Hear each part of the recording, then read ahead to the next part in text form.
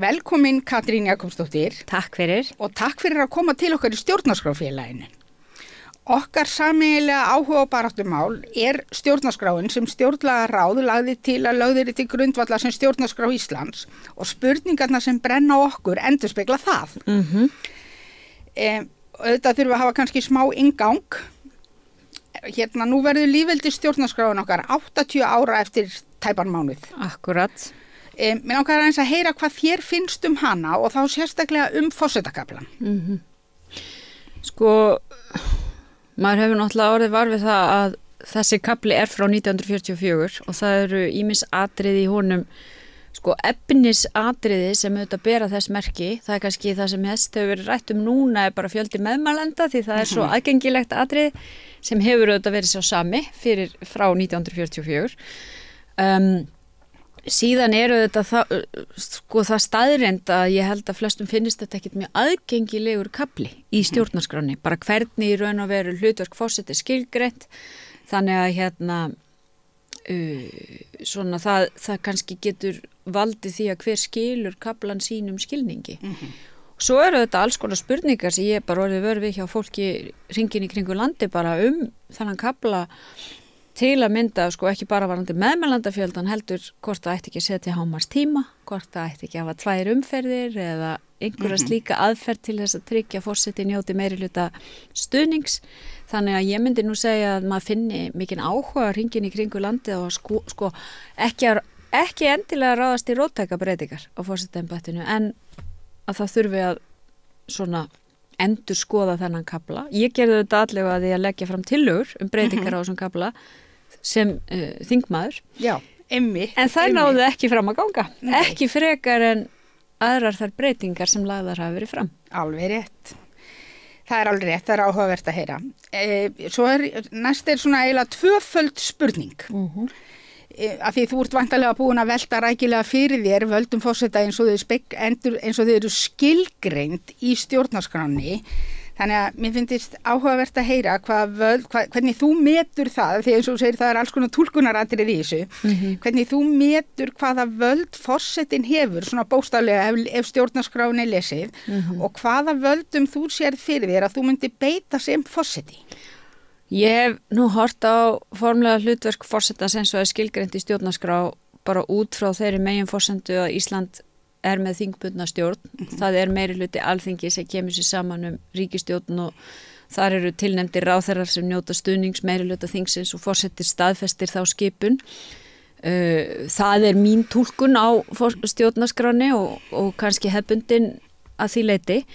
En hins vegar það þannig að forseti hefur samt það hlutverk að tryggja starfhæfa ríkisstjórn og ef meirihluti þingsins eða minni hluti finnur ekki leið til að tryggja starfhæfa ríkisstjórn og þá vísa ég til þess að það eru þetta hægt að mynda minni hlutastjórn sem nýtur þá varin vantrausti. Þá auðvitað það hlutverk forseta að láta annarkvort spilið ganga áfram þannig að það sé reynt í þrautar að mynda starfhæfa ríkisstjórn. Forseti hefur þá möguleika að mynda út af þingstjórn ef þinginu tekst ekki ætlunarverki. Svo þetta málskotsrétturinn sem þetta svona sú grein sem eiginlega mest rædd og maður finnur að það spurt hann á hverjum einasta fundi og í hverjum einasta þætti og þar hef ég sagt að í fyrsta lagi og mér finnst það bara mikilvægt atriði, kannski vegna þess að ég hef starfað í stjórnmálum að þar getur forseti ekki látið sín eingöngu ráða för eða hver leggur fram viðkomandi mál, hvort sem það eru fyrir félagar í samstarfi eða bara fyrir félagar á þingi. Heldur þar forseti algjörlega hefja sig við flokkapólitík og meta það einfaldlega þetta stórt mál, þetta mál sem hefur langtíma áhrif, þetta mál sem mögulega varðar einhver grundvallagildi í samfélaginu. Ég minni á að þegar Ólafur Ragnar Grímsson skaut fjölmiðlafrumvarpinu til þjóðarinnar þá rökstuddi hann það til að mynda með því að það væri mál sem beinlínis varðaði lýðræði sjálft vegna þess að það snerist fjölmiðlafrelsi og svo auðvitað hver djúpstæður ágreiningur þá í samfélaginu og það hefur auðvitað oft verið vitnað til þess hefur myndast gjá milli þings og þjóðar og það hlýtur að vera eitthvað sem forseti verður að taka tillit til. Takk fyrir þetta. Mér finnst áhugavert að heyra þér segja að málskotsrétturinn sem það sé spurt hann yfirleitt alltaf og hann virðist vera okkur kjósendum mjög hugleikinn þessa mundir og eins þessi nálgun á milli þings og þjóðar. Já. Og ég að velta fyrir mér, ég bara velti þessu upp hérna, hefur þú í huga þínum einhverja vísbendingar af hverju þetta svona, af hverju fólki finnst þetta svona áreiðandi einmitt núna?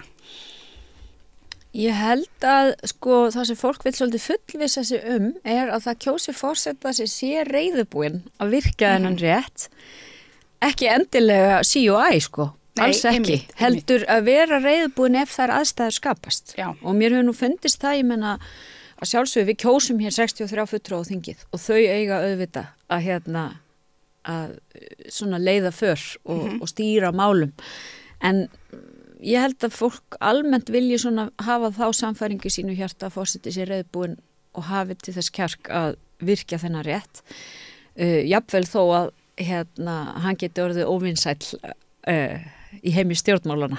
Fyrir það. Já. Og myndið þú hafa kjark til að gera það? Já, það tel ég og ég tel að kannski sé það einmitt gott að þekkja svo vel gangvirki stjórnmálana, því ég held að það gefi manni ákveðin svona grunn til þess að einmitt að geta lagt mat á málin, og ég held líka að þjóðin muni gera þá skýru kröfu sérstaklega kannski á mig að láta ekki mín eigin sín eða flokkapólitík ráða neitt för í því. En já, þetta áhugavert, en auðvitað það samt manns eigin sín, auðvitað alltaf það sem maður verður þó að horfa út frá, það ekki? Jú, en kannski þú átt við að... Ég að meina svona út frá þessari flokkspólitísku sín, og ég auðvitað að segja það því ég tala grundvallar gildi, þá ég auðvitað að horfa til að mynda á þau gildi sem ég hef talað fyrir, hvort sem það lýraði sjálft eða mannréttindi eða annað slíkt. Það auðvitað örlítið öðruvísi nálgun á spurningum til þín, Katrín, því þú hefur auðvitað haft allt aðra aðkomu að stjórnarskrármálum heldur en aðri frambjóðendur til þessa. Þannig að ég ekki að spyrja þig hversu vel þú þekkir til tillagna stjórnlagaráðs eða sem sagt nýju stjórnarskrárina, því ég veit að þú þekkir þetta út og inn. En hvað fannst þér ferlið í kringum myndun nýju stjórnarskrárinnar? Ég auðvitað, eins og þú réttilega bendir á, það var ég á staðnum og studdi þessa aðferðafræði, þar að segja að kjósa stjórnlagaráð sem fékk þetta verkefni að gera tillögu að nýri stjórnarskrá, sem síðan var skilað til þingsins og var unni með í þinginu en var aldrei lokið. Þannig að ég auðvitað stóð á bak við þetta ferli á þeim tíma og en til líka svona síðan, að því nú ansi mörg ár liðin, ég meina hvað ætli þetta séu 12 ár? Já, 12-13 ár síðan þessum drögum var skilað og síðan var haldin þjóðaratkvæðagreiðsla, bæði hvort það ætti að byggja á drögunum og líka einstök atriði og ég hef einmitt oft vitnað í þá þjóðaratkvæðagreiðslu, því það var ýmislegt sem kom út úr henni til að mynda þessi svona yfirgnæfandi meirihluti fyrir því að í stjórnarskráni væri kveðið á að auðlindir skildi vera í þjóðareign eða þjóðareign á auðlindum. Ég man nú ekki nákvæmlega hvernig spurningin var orðið.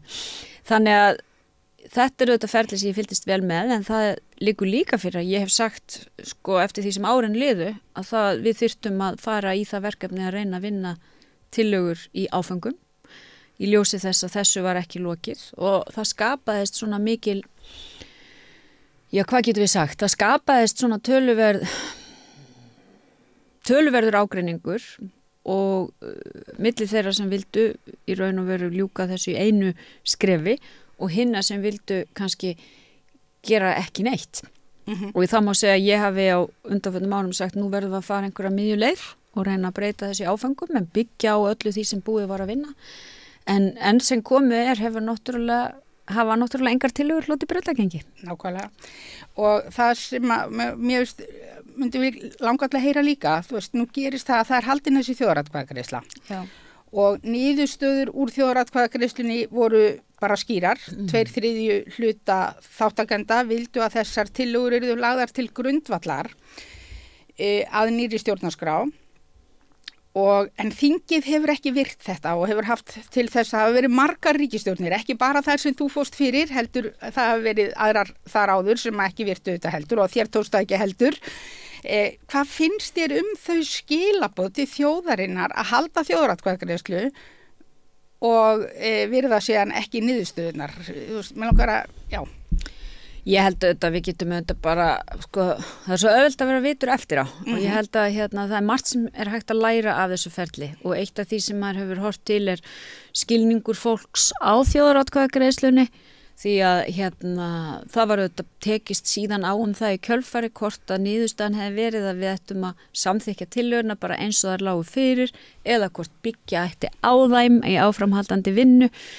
Það var líka bitist á það því svo voru þessar 5 spurningar sem spurt var einstök ákvæði en ekki nákvæmt orðalag þeirra ákvæða.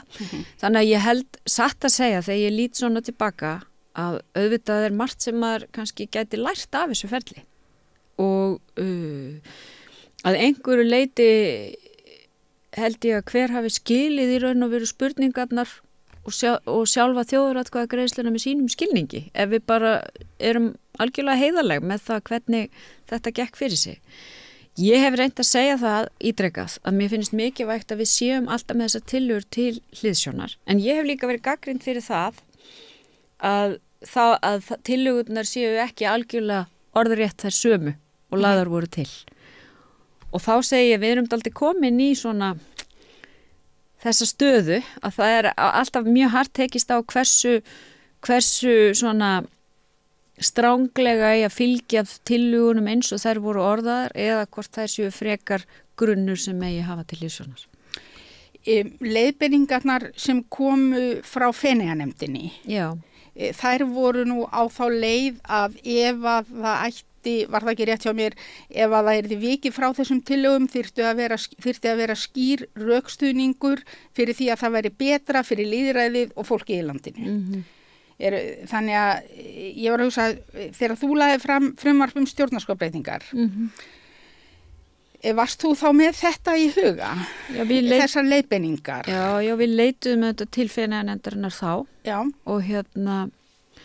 Og við reyndum að vinna þær svona bæði að horfa til tillagna stjórnlagaráðsins líka annara tillagna sem hefur verið unnar síðar á kjörtímabilinu 13-16 þar sem var verið að vinna einstökum ákvæðum og nefnd allra flokka sem átti aftur að byggja á öllu því sem unnið hafi verið á undan. Þannig að það hefur verið reynt að horfa til þess og ég held nú að greinargerðin með mínu frumvarpi, hún gríðarlega svona efnismikil og veitir mikla innsýn í það ferli sem hafði átt sér stað og fer yfir vel svona samanburð ólíkra tillagna. En eins og ég segi, ég náttúrulega komst að þeirri niðurstöðu að ef við vildum sjá breytingar á stjórnarskrá þá þyrfti að ráðast í þar í áföngum. Þær þyrftu að fá svona lengri tíma í meðförum þingsins en leið segja það voru þetta vonbrigði að ekki náðist samstaða neinar af þeim tillögum sem ég lagði fram. Já. Eða samstaða eða breið sátt má segja því kannski næst aldrei 100% samstaða. Já, maður velti fyrir sér hversu langan tíma því að tíminn þetta líður og við höfum í rauninni mér finnst þjóðin hafa verið ótrúlega þolinmóð við stjórnvöld í gegnum þetta ferli því að það var ekki bara þjóðaratkvæðagreiðslan heldur voru síðan 43.000 undirskriftir afhentar þér 10 ár var það ekki, férst þú ekki þessar undirskriftir? Jú, 10 árum síðar sem var eiginlega staðfesting á niðurstöðu þjóðaratkvæðagreiðslunar í mínum huga allavega af því að þar var spurt það var sérst við viljum að þessar tillögur verði lagðar til grundvallar að nýrri stjórnarskrá og enn hefur ekkert þokast. Nei, en það hefur líka, eins og ég segi, verið þessi svona harða umræða kannski milli þeirra sem segja við verðum að gera þetta allt í einu og þeirra sem segja best að breyta engu og ég segi við verðum einhvern veginn að þoka málinu áfram þó að það hef ekki gengið og núna á þessu kjörtímabili lét ég síðan vinna greinagerðir aðra kafla stjórnarskrárinnar og ég meina það þetta ljóst finnst mér að við skuldum þjóðinni ákveðna breytingar á stjórnarskrá. Þær eru löngu tímabærar. Ég meina við skerum okkur til að mynda algjörlega úr bara hvað varðar það hafa ekkert ákvæði stjórnarskrár og það sem fjallaður umhverfisvernd og náttúruvernd. En hvernig sér þú fyrir þér í embætti forseta að þú geti beitt áhrifum þínum til að koma stjórnarskrármálinu upp úr þessum 80 ára hjólförum sem það er fast í? Það er að segja, sérðu einhverja frekari möguleika til þess sem forseti heldur en þú hafðir sem forsætisráðherra? Ég hef auðvitað nýtti þess að ég vann auðvitað bara mjög öttulega að þessum málum að breytingum sem forsætisráðherra. En það nú svoleiðis að við erum auðvitað með þing og það þarf að vera meiri hluti í þinginu fyrir breytingum. En forseti getur auðvitað nýtt sína rödd og ég hef sagt það, ég menna það ekki allir frambjóðendur sammála það hversu mikið forseti á að tala um þessi mál. Ég segi ef það eitthvað sem forseti einmitt á að ræða þá það þessi grundvöllur samfélagsins. Það að segja stjórnarskráin. Og við höfum séð að núverandi forseti hefur tekið þessi mál upp og það hefur og fyrri forsetar hafa líka rættu. Þannig að ég myndi nú segja að það sé mjög eðlilegt að forseti taki þessi mál upp þó að hann sé ekki sá aðili sem síðan þarf að greiða atkvæði breytingar sko. Sæirðu fyrir þér að forseti gæti staði fyrir þjóðfundi eða teki málið upp að eigin frumkvæði í ljósi þeirra stöðu sem við erum í? Það er að segja að þingið hefur ekki þokað málinu þrátt fyrir ítrekkaðan vilja margra þingmanna þín og líka eins og Píratarnir lögðu fram, ég veit að það hefur ekki hlotið vinnslu eða þar sé að það búið að mæla fyrir því, ég þekki ekki nógu vel gangmála í þinginu, ég veit að það búið að mæla fyrir frumvarpi þar sem bara breytinga ákvæðinu verður breytt til að koma breytingum áleiðis. Og það nú eitt með breytinga ákvæði sko. Nú þekki ég ekki alveg þetta frumvarp að því nú hef ég þetta líka verið fjari góðu ganni þarna en sko eitt af því sem hefur svona hvílt á mér líka bara þessi staða að þetta skulle alltaf verið síðasta mál sem rætt á hverju kjörtímabili og það hefur auðvitað sett málið alltaf í ákveðna pólitíska stöði því þá eru kosninga framundan og flokkar eru að gýra sig upp sko í kosningaham þannig að maður hefur hreinlega velti fyrir sig hvort ekki mætti breyta því þannig að það megi bara ræða stjórnarskrárbreytingar á miðju kjörtímabili án þess að það þurfi að rjúfa þing og boða til kosninga. Það var partur af þessu frumvarpi sem var lagt fram í haust. Já og það nokkuð sem ég hef ég lét vinna slíkar tillögur og ræddi á sínum tíma en getur forseti beitt sér fyrir einhvers konar samtali? Já, en ég myndi halda að ef það samtala ætti að skila árangri þá þyrfti það að vera í samráði við þingið. Því þingið á endanum sá aðlis að þarf að samþykkja breytingar og þannig að ég myndi segja að forseti gæti beitt sér fyrir slíku en ef það ætti að skila árangri þá þyrfti það að vera í samráði við þingið. Já, takk. En í ljósi sögunar stjórnarskrárbreytingar á Íslandi sem ég veit að þú þekki mjög vel og ég þarf ekki að fara yfir það, hvernig myndir þú þá rökstyðja að þingið sé fært að klára þetta verkefni? Það að skrifa nýja stjórnarskrá eins og var lagt upp með árið 1944 fyrir 80 árum. Já, sko ég held nú kannski einhverju leitt og ég nefndi það hér áðan, það er svo auðvelt að vera vitur eftir á en ef við lítum tilbaka á annan tíma þá var þetta gríðarlega miklir umbrotatímar í íslensku samfélagi og það var eiginlega hvert stórmálið að fætur öðru eftir hrun og að einhverju leiti held ég að það megi segja, ég meina við stóðum hann frammi fyrir, já ég bara ætla ekki einu svona að telja það upp en eins og ég segi það var bara hvert stórmálið að fætur öðrum þannig að mögulega, sko ég ætla ekki að segja að þingi ráði ekki við það að gera breytingar á stjórnarskrá. Ég trúi því að þingi ráði við það. Þó að það hafi ekki gert það undanförnu vegna þess að þessi mál fóru í rosalega átakafarveg og þetta var á miklum umbróta tímum. En ég segi það líka að mér finnst löngu tímabært að þingi reyni að ljúka við breytingar á stjórnarskrá. Nú man ég ekki alveg hvort það er rétt hjá mér en ég held að það séu 25 ár síðan síðast voru gerðar breytingar 95, já, einmitt. Er það ekki?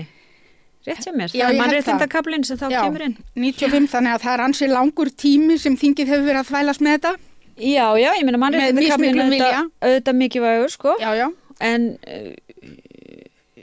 ég minna við höfum verið að fylgjast með, ég til dæmis kynnti mér eftir þetta allt saman hvernig ferlið hefur verið í Noregi og þar var sett svona fram heilstæða áætlun að gera þetta í áföngum og þau hafa náð fram eða sem sagt unnið að breytingum með þeim hætti. Þannig að ég held að þingið á Íslandi ætti sannanlega að ráða við það en það skiptir máli líka að fólk sé reiðubúið sko að svona aðeins að stíga eitt skref tilbaka og svo aftur fram í þessu held ég. Þetta er hálf starfsæfi einstaklings sem liðin þarna en ég líka velta fyrir mér við töluðum að þú nefndir að líka áðan að það væri svona eins og væri ekki á milli þings og þjóðar, fólk væri að tala um það og þess vegna væri fólk svona mikið að kannski spyrja málskotsréttin. Mér langar til að vita hvort að þú sérð fyrir þér í einhverja leið sem væri hægt að fara allar reyna að brúa þessa gjá á milli þings og þjóðar og hún birtist auðvitað, fólk getur deilt hvort að það gjá á milli þings og þjóðar en fyrir okkur í stjórnarskrárfélaginu birtist hún auðvitað í því að niðurstaða þjóðaratkvæðagreiðslunnar var ekki virt og ekki heldur þrátt fyrir 43.000 undirskriftirnar skilurðu og hvernig sér þú fyrir þér að sé hægt að brúa þessa gjá? Af því það hlýtur að vera mikilvægt. Já, og kannski mætti segja að þegar við tölum gjá milli þings og þjóðar að það kannski við í einhverjum tilteknum málum því auðvitað þingið stöðut að störfum og oft bara í mjög góðri sátt sko. Þannig að ég held að það með ekki gleyma því að það auðvitað margt bara sem gengur vel á alþingi Íslendinga. En það auðvitað koma upp mál þar sem skapast þessi gjá sem svona vinsælt að tala að því þetta auðvitað svona fleig orð sem fjallu og þá auðvitað tel ég menna það skiptir auðvitað máli og það bara snýstur raun og veru það að reyna einhvern veginn að eiga þetta málefnalega samtal málin á alþingi og auðvitað það oft gert sko, ég held að við megum líka horfa til þess að oft virkilega unnið í því að reyna að ná fram einhverjum lausnum í málum þannig að það skapist þau eins breið samstæða og hægt og þá það auðvitað síðan viðfangsefni þegar það tekst ekki þá bara ítreka ég það sem sagði áðan stundum í slíkum tilfellum það mál sem rata í formi laga til forseta sem þarf að vega þá að meta hvort þessi ágreiningur sé svo djúpstæður að það sé rétt að skjóta honum til þjóðarinnar en almennt auðvitað held ég að þingið sko að leggja sig fram að vinna þannig að það sé reynt að brúa þessar brýr í eðlilegri þinglegri meðferð. Takk fyrir þetta. Svo erum við aðeins að velta upp hugmyndum hver á að setja samfélaginu leikreglurnar. Í konungsveldum þá höfðu þetta kongar og drottningar bara þetta vald, gáttu sett samfélagi reglurnar, en hvaðan finnst þér að valdið eigi að spretta í lýðræðisreglum? Ég svona velta fyrir mér þessar hugmyndum að þingið skrifi stjórnarskrána, á þingið að setja sér leikreglur til að stýra samfélaginu eftir, eða hvaðan á þetta vald að koma? Já, ég menna það þjóðin sem kýs þingið, þjóðin sem kýs forseta, það þjóðin sem kýs sveitarstjórnarmenn, skiljiði, og við búum við þetta fulltrúa lýðræði almennt í okkar daglegu málum, en auðvitað höfum við verið að horfa til þessa að í auknu mæli til dæmis, ég menna það ekkert langt síðan það var sett inn í sveitarstjórnarlög að það væri möguleiki á að búa til íbúakosninga mál, sem auðvitað sýnir það að það verið að vinna með það að það sé rétt að spurja fólk, beinna spurninga tiltekin stór mál á sama tíma og við byggjum þetta svona okkar daglegu stjórnskipan á fulltrúalýðræðinu. En auðvitað það fólki sem kýs fulltrúana. Og þegar rætt sko hvaðan valdi sprettur þá situr þetta þingi bara í umboði fólksins í landinu og sama má segja sveitarstjórnir hringinn í kringu landið og að sjálfsögðu forseta. Já, mér finnst þetta áhugavert, tíminn okkar líka að renna út, að því að þjóðin kýs auðvitað bæði þingmenn og síðan forseta. Nú virðist fylgið dreifast þannig, það eru margir í kjöri og fylgið virðist dreifa þannig að forseti geti verið kjörin með til dæmis atkvæði fjórðungskjósenda sem að valla hægt að segja sé þá þjóðkjörin forseti því að það kannski bara það bara minni hluti á bakvið kjörið. Hvernig líður þér með það að verða forseti með svona litlum hluta atkvæða? Já, þetta auðvitað nokkuð, ég meina sjálfsög eftir þessi fleiri eru í kjöri, þá dreifast atkvæðin meira, ég meina Vigdís verður forseti með ríflega 30% atkvæða, hún auðvitað sko það má segja að þjóðin hafi svo bara fyllt sér að baki henni strax eftir kjörið, en þannig að þetta ekki ný staða, skulum við segja. En þarna hefur auðvitað verið rætt bæði þetta með fjöldan sem í frambúði og hvort það ætti mögulega að hækka fjölda meðmælanda og það auðvitað tekist á það. Ég meina, ég myndi segja að hann sé ansi lár, þessi fjöldi, bara í ljósi þess að hann hefur verið svo sami frá 1944 og okkur hefur fjölgað umtalsvert. Síðan gerði ég auðvitað tillögum að taka upp forgangsröðun í kosningum til forseta sem sambærilegt við það sem gerist á Írlandi. Það að segja maður forgangsraði frambjóðendum og uppsafna fylgi sé það sem skili forseta. Ég meina, hinn leiðin sem auðvitað svo sem við höfum rætt meira tveggja umferðarkerfi og það auðvitað góð leið til að tryggja það að það sé þá alveg hreinar línur með það að forseti hafi meiri hluta atkvæða bak við sig. En auðvitað hefur sú leið líka verið gagnrýnd fyrir það að hún svona tíðkuð það sem forseti hafi svona meiri völd en forsetin á Íslandi og það sé svona spurning hvort það sé viður hluta mikið að vera með 2 umferðir, hvort að forgangsröðunar aðferðin myndi ekki skila sömu niðurstöðu. En ég meina báðar aðferðir hafa kost og galla. Já. En ég var svona velta fyrir hvernig þið liði með þetta. Þú veist að verða kannski kjörin forseti með 25% atkvæða. Já, ég meina það ástæða fyrir því að ég hef lagt til breytingar á þessu. Það þannig, sko. Ég meina ég myndi telja að það væri hreinni línur.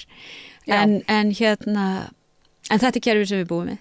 Við erum öll að leita Vigdísi aftur og aftur. Það svolítið þannig við þjóðin.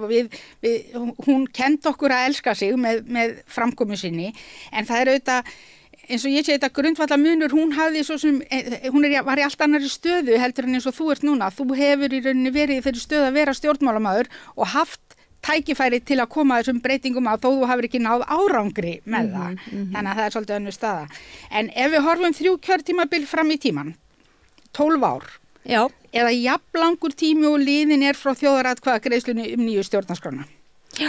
Hvaða breytingar sérðu fyrir þér að verði búið að gera á stjórnarskrá Íslands árið 2036?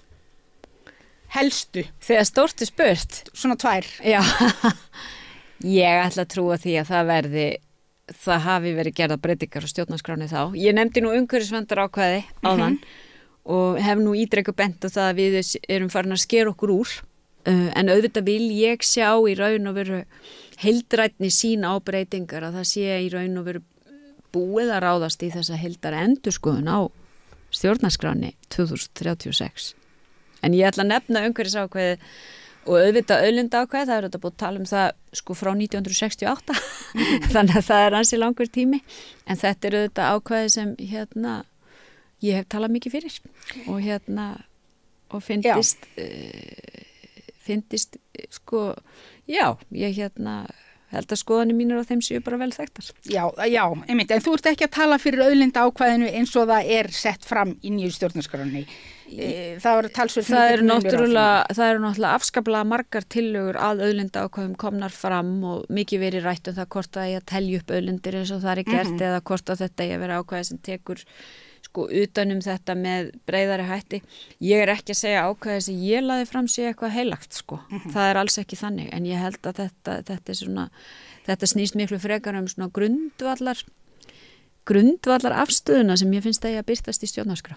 Já, en heldurðu að árið 2036 verði búið að virða þennan vilja þjóðarinnar sem kom skýrt fram í þjóðaratkvæðagreiðslunni 2012 að og sérstaklega þá varðandi kannski þessar 5 spurningar sem spurt var þar, auðlindirnar, náttúruverndina, þjóðaratkvæðagreiðslur, þjóðkirkju og forsetakaflan. Hann var ekki inn í þeim spurningum. Nei, þjóðaratkvæðagreiðslurnar voru sérstaklega. Og ég held raunar að sko og það hefur líka komið fram í vinnunni sem fór fram eftir það.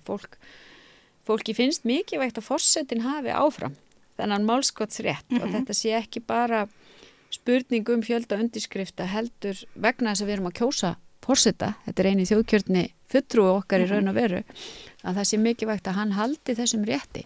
En og það sé ekki bundið einhvern veginn eingöngu við fjölda undirskrifta, heldur að það sé einhvers konar svigrúm í því og það hefur verið vísað til þess að það kynna að koma frá mál sem mögulega skerði grund og allar réttindi lítilla hópa og það sé þá mikilvægt að forseti geti lagt mata á slík mál og mér finnst það einmitt vera svona mikilvægur punktur að hafa í huga. En þú spyr 2036 og ætli ég svari því ekki bara með að ég ætli að halda áfram að vera bjartsýn á það að það hafi farið fram einhvers konar heildstæð skoðun á stjórnarskráni sem byggi á allri þeirri vinnu sem unni hefur verið að undanfarin 12 ár og jafnvel lengur. 12 og 80? Já. Já, við erum nú alveg hérna komin á loka mínúturnar. Já. Það er eitt sem er samt aðeins að veltast í höfðin á mér eftir þetta samtal okkar, sko. Já. Það er þessi aðkoma og að þín að því að breyta leikreglum. Þú veist, þetta á þetta bara við þig sem frambjóðanda, ekki aðra frambjóðendur. Og þessar leikreglur forsetakjörið. Kannanir benda til þess að þú sért ólíkleg og allir séu ólíklegir til að ná hreinu meirihluta. Það kannanir benda til þess að það verði ekki þannig. Já. 40% kjósenda sögðust daginn síst vilja fá þig í embættið og það eru kannski 60% sem eru annarra skoðunar, þú veist, eins og maður veit, sko. En svo eru þetta ekki komin kjördagur, það er fullt af vikum og dögum eftir. En af því að þú hefur haft tækifæri til að breyta þessum reglum, má þá kannski segja að það hafi ekki verið ráðist í þessar breytingar, fleiti þér og einhverjum öðrum inn í forsetastólinn með kannski undir 30% atkvæða? Já, auðvitað bara á það ekkert meira við mig en aðra, sko. Nei, það er að segja atkvæðafjöldin, en þú er náttúrulega eina sem hefur haft tækifæri til að breyta þessu. En nú búum við í þingræðisríki, þannig að sko ég hef haft tækifæri vissulega bara í gegnum það að vera ein af 63 til þess að leggja fram frumvörp. En það er hins vegar auðvitað þannig að þau verða ekki að veruleika meirihluti þings er ekki á bakvið. Nei, nákvæmlega. Þannig að sko ég veit nú ekki nákvæmlega sko hvað það á að nákvæmlega að segja sko, annað en það að ég meina kerfið er áfram óbreytt og við búum öll við það. Ég meina ég hef sýnt vilja í verki til þess að breyta þessi kerfi og það til ég nú bara vera kost að forseti bæði þekki þessa sögu, þekki stjórnskipanina, hafi talað skýrt í þessu málum og og sýnt vilja til þess að breyta þessu. Þú er ekkert áhugir að því að vera of innmúruð í stjórnmálakerfið til að geta tekið afstöðu. Ég er að hugsa hefðir þú brugðist öðruvísi við sem forseti 43.000 undirskriftum heldur hún gerðir sem forsetisráðherra? Já, nú skal ég ekki sko segja eitthvað sem er eftir á, en það sem ég get bara sagt það sem gerðist í þeim bara í minni tíð er að ég hef alla tíð verið beitt mér fyrir því að það breytingar nái fram að ganga. Ég hef vissulega verið tilbúin að gera málamiðlanir og gera slíka breytingar í áföngum. Hef ekki haft erindismerfið, en það ætti hins vegar að liggja algjörlega skýrt fyrir hvar mitt sko hjarta hefur slegið í þessu. Heyrðu, takk fyrir Katrín, við skulum hafa þetta að loka orð. Takk fyrir.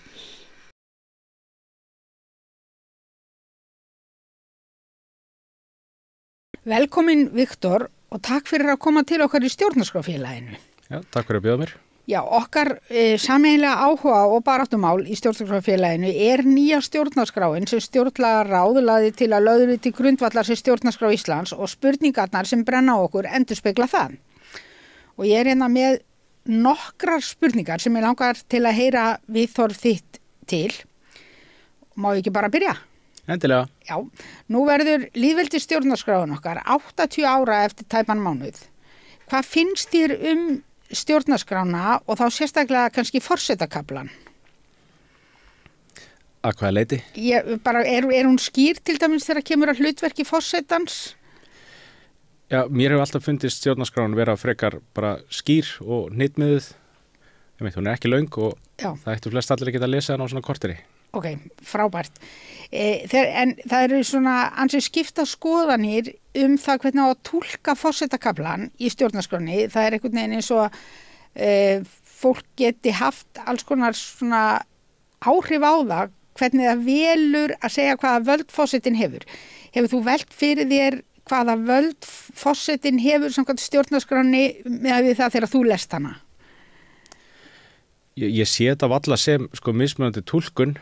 Það bara, held ég, hópur fólk sem að myndi vilja að það stæði eitthvað annað en stendur. Já. En textin frekar skýr. Þannig að ég hef aldrei séð neina aðra túlkun á honum, aðra heldur en það að fólk byrja að tala hluti sem bara hreinlega standi ekki þar. Ok, en nú það þannig að samkvæmt sko svona í bókstaflegri merkingu þá getur forsetinn neita til dæmis að skrifa undir lagafrumvörp og það fleira að hann getur, já, sem hann hefur heimild til. Hvaða völdum sér þú fyrir þér að þú myndi beita sem forseti eða þú nærð kjöri? Já, þá ertu eiginlega vitna í 27. greinina, eða ekki? Fyrsta stefnumáli mitt sem að hafa enga, eða að leyfa ráðherrum ekki sinna þingmennsku, það væri þá byggt á 15. greininni, sem að forseti skipar alla ráðherra og veitir þeim lausn, hann ákveður fjölda þeirra og hann skiptir með þeim verkum. Og ég myndi ekki fara út fyrir þá venju að skipa ráðherra í samráði við þingið, en eins og segi, ef að þingmenn tilnefna bara sjálfa sig í þessar stöður, þá myndi ég gera þá kröfu að þeir segja af sig þingmennskun áður en taka við embættinu.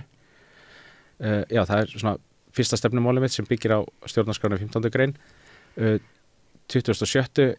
sem sagt, ef hann skrifar ekki undir lög, þá faraði þjóðaratkvæðagreiðslu, þá myndi ég fylgja tillögum stjórnlagaráðs sem mæla með því að segja 10% mótmæla þröskuldir í staðinn. Þannig að mér myndi berast 10% mótmæli frá kosningabæru mönnum eða fólki, en þá bara myndi ég ekki skrifa undir frumvarpið og senda því þjóðaratkvæðagreiðslu út kljámálið, og ef að 10% mótmæli ekki, þá bara skrifa ég undir það, og þá ég ekki að byggja þetta á mínum geðþótta, heldur bara á þessari reglu sem þá mótmæla þröskuldurinn. Og svo ég með þriðja stefnumálið sem að ég kalla týndu þingsætin, sem sem sagt sá hópur fólk sem að fær ekki fulltrú á Alþingi þó að þau mæti á kjörstað og skili inn atkvæði, og ef að þessi hópur samanlagt samsvarar einhverjum x fjölda þingsæta, að þá myndi ég bara krefja Alþingi x aukin meiri hluta í öllum samþykktum til að tryggja það að þeir séu með sem sagt vilja kjósenda á bakvið í því sem ég gera, og þá ekkert vandamál og við getum haldið áfram. Þannig að þú sér fyrir þér, ef þú yrði valinn forseti, að þá myndir þú í rauninni útvíkka þau verkefni og valdsvið forseta frá því sem það hefur verið núna. Að því forseti hefur ekki beitt sér með þessum hætti. Þetta ekki útvíkkun, valdsvið hefur alltaf verið þarna og þetta hafa alltaf verið verkefni forseta. Þeir hafa gert það á ákveðin hátt og ég að stinga upp á leið hvernig væri hægt að gera það sem ég langar til þess að bjóða fram. Okay. En það alltaf forseti sem skipar allar á þeirra og hann skrifar alltaf undir öll lög, þannig að það ekki verið að breyta neinu í rauninni í stjórnarskráni og það ekki verið að breyta valdinu á nokkurn hátt. Já, heldur bara verið að breyta verklagi framkvæmt. Já, ég meina, plokkfiskur eða kjúklingur í kvöld, þetta samt kvöldmatur. Einmitt. En þannig að ertu sáttur við stjórnarskrána eins og hún Ég hef alveg velt fyrir mér stjórnarskrárbreytingum í gegnum tíðina, þannig að hún mætti örugglega vera betri, en já, henni hefur tekist að skilgreina ríkið síðan 1944 og það ennþá í gangi, þannig að hún greinilega virkar. En hversu vel þekkjuru til nýju stjórnarskrárinnar eða tillagna stjórnlagaráðs? Ertu kunnugur því ferli? Hérna gildandi, hún er dálítið veðruð. Já. Og hérna eru tillögurnar, það eru líka dálítið veðraðar. Ég hef ekki lesið það jafn oft, þannig að en ef þú ert að velta fyrir einhver ákveðna, þá get ég flettið upp. Já, nei, ég er bara að velta fyrir mig hvort þú þekkir og hafir settið inn í ferlið sem var í kringum tillögur stjórn, þú veist hvernig tillögur stjórnlagaráðs voru mótaðar, þetta þjóðfundin og almannasamráðið sem var í kringum það allt saman, og síðan var það þetta þannig að þegar loksins búið að móta tillögur og þær eru sendað til Alþingis, þá voru það sendar í þjóðaratkvæðagreiðslu og 2/3 hlutu þáttakanda samþykktaðar skyldu verða grundvöllur nýrrar stjórnarskrár Íslands, en Alþingi hefur ekki virt þessar niðurstöður þjóðaratkvæðagreiðslu og myndi kannski vilja heyra hvað þér finnst það þegar haldin þjóðaratkvæðagreiðsla, hvað á Alþingi að gera við niðurstöðunar að þínu mati? Getur Alþingi bara leyft sér að virða þær ekki og segja að þetta sé bara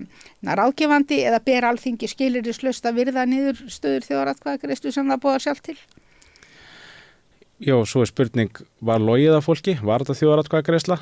Af því að þau vilja segja meina að þetta hafi rauninni bara verið skoðanakönnun.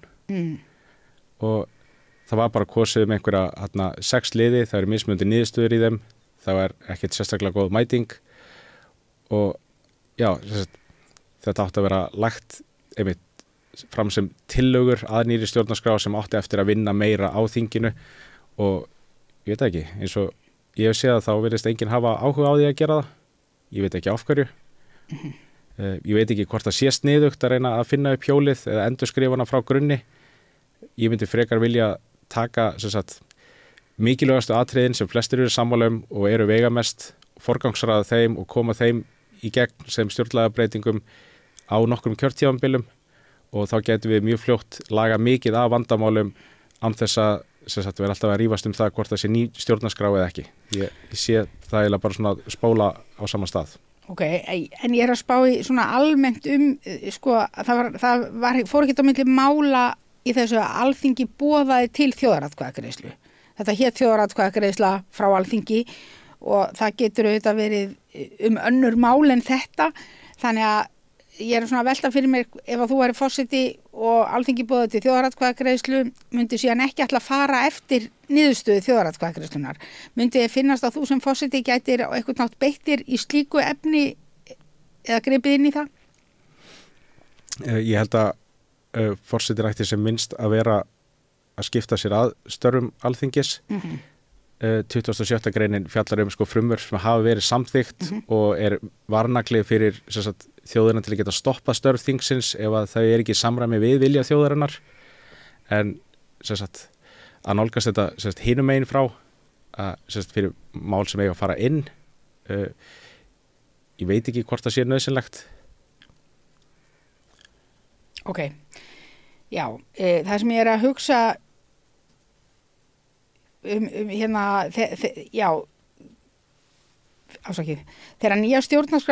núverandi stjórnarskrá var skrifið, þá voru allir sammála að hún ætti að vera til bráðabirgða og byrja strax að skrifa nýja íslenska stjórnarskrá eftir lýðveldisstofnun. Þetta 1944 og það var margir forsetar rekið á eftir þessu verki. Til dæmis sagði Sveinn Björnsson 1949, í því efni búið við ennþá við bætta flík sem sniðin var upprunalega fyrir annað land með öðrum viðþorfum, fyrir heilli öld. Síðan eru liðin 75 ár. Hvernig sér þú fyrir þér að sem forseti að þú geti beitt áhrifum þínum til að koma stjórnarskrámálinu upp úr þessum 80 ára hjólförum sem það fast í? Eða myndur þú hafa áhuga á að reyna að gera það yfir höfuð? Ásakið. Ég held að Thomas Jefferson hafi líka stungið upp á því í Bandaríkjunum að hún endurskrifuð á 20 ára fresti. Þannig að núverandi gildandi stjórnarskrá, hún segir til hvernig hægt að ná stjórnlaga breytingum í gegn. Það þarf að vera samþykkt á Alþingi og það þarf að rjúga Alþingi og búa til nýra kosninga og það þarf að samþykkt á nýja þinginu aftur. Forsetinn kemur svo sem ekkert inn í þetta ferli og ég hugsaði sér betra að forsetar séu ekki að beita sér fyrir stjórnlagabreytingum af því að ég held að það sé rautt flagg og alltaf þegar forsetar að skipta sér að stjórnarskrám þá það oft aðdragandinn að frekar þá einræði. Ok. Það eru breytingarna sem forsetar reyna oftast að koma í gegn, þannig að ég held að sé betra bara að þingflokkar sjá þetta. Já, ok. En í ljósi sögunar stjórnarskrárbreytingar á Íslandi, þar að segja að þetta búið að vera í gangi síðan 1944 og síðustu breytingar voru gerðar 1996 eða svo. Það 25 ár frá síðustu breytingum. Og þjóðin hefur kallað mjög ákaft eftir stjórnarskrárbreytingum. Telur þú að þingið sé fært að klára þetta verkefni? Já, hvort það sé fært og ekki, þú veist, þetta eiga að heita atvinnumenn í þessu og þeir geta gert þetta ef þeir vildu.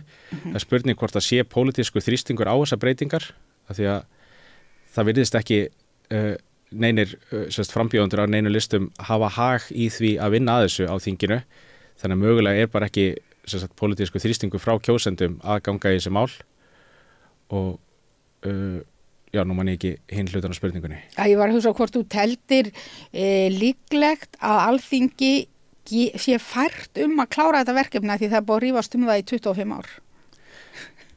Já, ég velti líka fyrir mig hvort þetta sé líka málefni sem að fólk rífst bara til að rífast eða vill að í alvörinu fá breytingarna fram af því að veist, mín hugmynd væri svo að þá forgangsraða mikilvægustu breytingunum og gera það bara sér stjórnlega breytingar með það og breyta stjórnarskráni eins og hún segir til og það er þá virkilega bara verkefni sem að einhver hópur þurfti að vinna að. Já. Þegar við tölum mikilvægastu atriðin að í þjóðaratkvæðagreiðslunni þá var spurt sérstaklega auðlindaákvæðið, ég man ekki nákvæmlega töluna en það var yfir 80% þáttakenda sem vildu láta auðlindaákvæði nýju stjórnarskrárinnar verða gildandi fyrir Ísland. En það er einmitt það ákvæði sem að helst strandar á í Alþingi sem kemst ekki í gegnum Alþingi, væntanlega vegna alls konar þrýstings. Sér þú fyrir þér að frumvörp frá Alþingi sem færu algjörlega gegn þessu ákvæði að þú myndir reyna að hafa áhrif á eða myndir sleppa því að skrifa undir þau? Sko mín stefna er svo að vera ekki að byggja mínar ákvarðanir á mínum stjórnmálaskoðunum eða hvað mér finnst mál og gera ekkert af geðþótta. Ég ætla bara að halda mig við 10% mótmálaþröskuldin. Já. Þannig að ef það er eitthvað samþykkt sem þjóðin vill ekki, þá myndi ég ekki skrifa undir það, en ég ætla ekki að vera skiptið mér að því ef það er ekki pólitískur vilji á Alþingi frá fulltrúum þeirra sem að kusu í alþingiskostningum til að gera eitthvað, að þá held ég að forsetinn ætti ekki að vera að skipta sér að því og eins og segi, það er málefni bara fyrir Alþingi og aðrar kostningar og þetta bara heim á öðru sviði að mínum mati. Ok, í konungsveldi og svo slíkum stjórnarháttum þá hafa bara kóngar og drottningar óskorað vald, eiginlega frá Guði en hvaðan á valdið að spretta í lýðræðisríkjum? Það er að segja hver á að setja samfélaginu leikreglurnar í lýðræðisríki? Er það þingið eða er það þjóðin eða hvað finnst þér það? Hvernig á að gera það? Já, í Bandaríkjunum þá byrjaði að segja we the people en íslenska stjórnarskráin gerir það ekkert. Hún segir bara þetta er ríkið og svona er það og þess vegna er ég með 3. stefnumáli mitt sem leggur áherslu á það að það þurfa að vera umboð frá kjósendum til þess að þetta megi starfa en núverandi stjórnarskrá gerir ekki ráð fyrir því að valdið komi frá fólkinu, valdið er ríkið og það er bara til og skilgreint í stjórnarskráni sama í rauninni hvað fólki segir. Ok, í nýju stjórnarskráni þá byrjar í aðfararorðunum, þá segir við sem byggjum Ísland og þar er klárlega að vísa til þjóðarinnar. Þannig að í nýju stjórnarskráni er gert ráð fyrir því að valdið komi frá þjóðinni og það er eina af þessum grundvallarbreytingum sem við í stjórnarskrárfélaginu erum svo áfram að verði gerð, þannig að þetta sé skýrt. Myndir þú styðja það? Sko persónulega, mögulega, ég þurfti að skoða betur og orðalagið en ég get alveg trúað því að því að einmitt 3. stefnumáli mitt týndu þingsætin snýst út á það að ég ætla að bjóða fram þá stefnu að Alþingi sé starfandi með umboði frá kjósendum, ekki það að Alþingi bara starfi og við erum bara svo heppin að fá að taka þátt. Ok, en það eru svona 2 spurningar eftir. Nú virðist fylgið dreifast þannig að forseti geti verið kjörinn með aðeins atkvæði 4. kjósenda. Það er að segja svona 25%, það er ekkit ólíkleg niðurstaða. Hvernig liðið þér með það að vera forseti með svona litlum hluta atkvæða? Ég hef svo sem ekkert velti mikið fyrir mér. Það er alveg ágætlega löng saga fyrir því á Íslandi að það eru margir í framboði og það er ekkert samþykkt oft með hreinu meirihluta. Fólk getur stungið upp á að hafa þetta í svona 2 umferðum til þess að lenda ekki með versta kostin frekar en næstversta. En ég vildi ekki flækja stefnumálin mín og markmiðið með frambúðinu með því að fara í hverja einustu stjórnlagabreytingu sem manni dettur í hug, heldur byrja á litlum skrefum, velja svona stór mikilvæg atriði og prófa að bjóða þau fram. Ef að það gengur þá hugsa ég geti bætt við fleiri í næstu kosningum. Ok, ef við horfum 3 kjörtímabil fram í tíman, 12 ár, sem er jafnlangur tími og liðin er frá þjóðaratkvæðagreiðslunni, hvaða breytingar sérðu fyrir þér að búi verða að gera á stjórnarskrá Íslands árið 2036? Ég sé það ekkert sérstaklega fyrir mér, af því að ég segi þetta er ennþá verkefni sem á eftir að ráðast í, þá eftir að mynda hóp í kringum þetta, þá eftir að mynda pólitískan þrýsting á frambjóðendur á listum fyrir alþingiskostningar að taka þessi málefni að sér. Þannig að já, ég hef mjög lítið ímyndað mér það eða sé það fyrir mér. Það sem ég ákvað að gera er að búa til framboð sem að býður upp á ígildi stjórnlagabreytinga sem við getum prófað í 4 ár og er ekki bindandi. Ok, heiðu, bara kærar þakkir fyrir samtalið. Já, bara takk aftur fyrir að bjóða mér.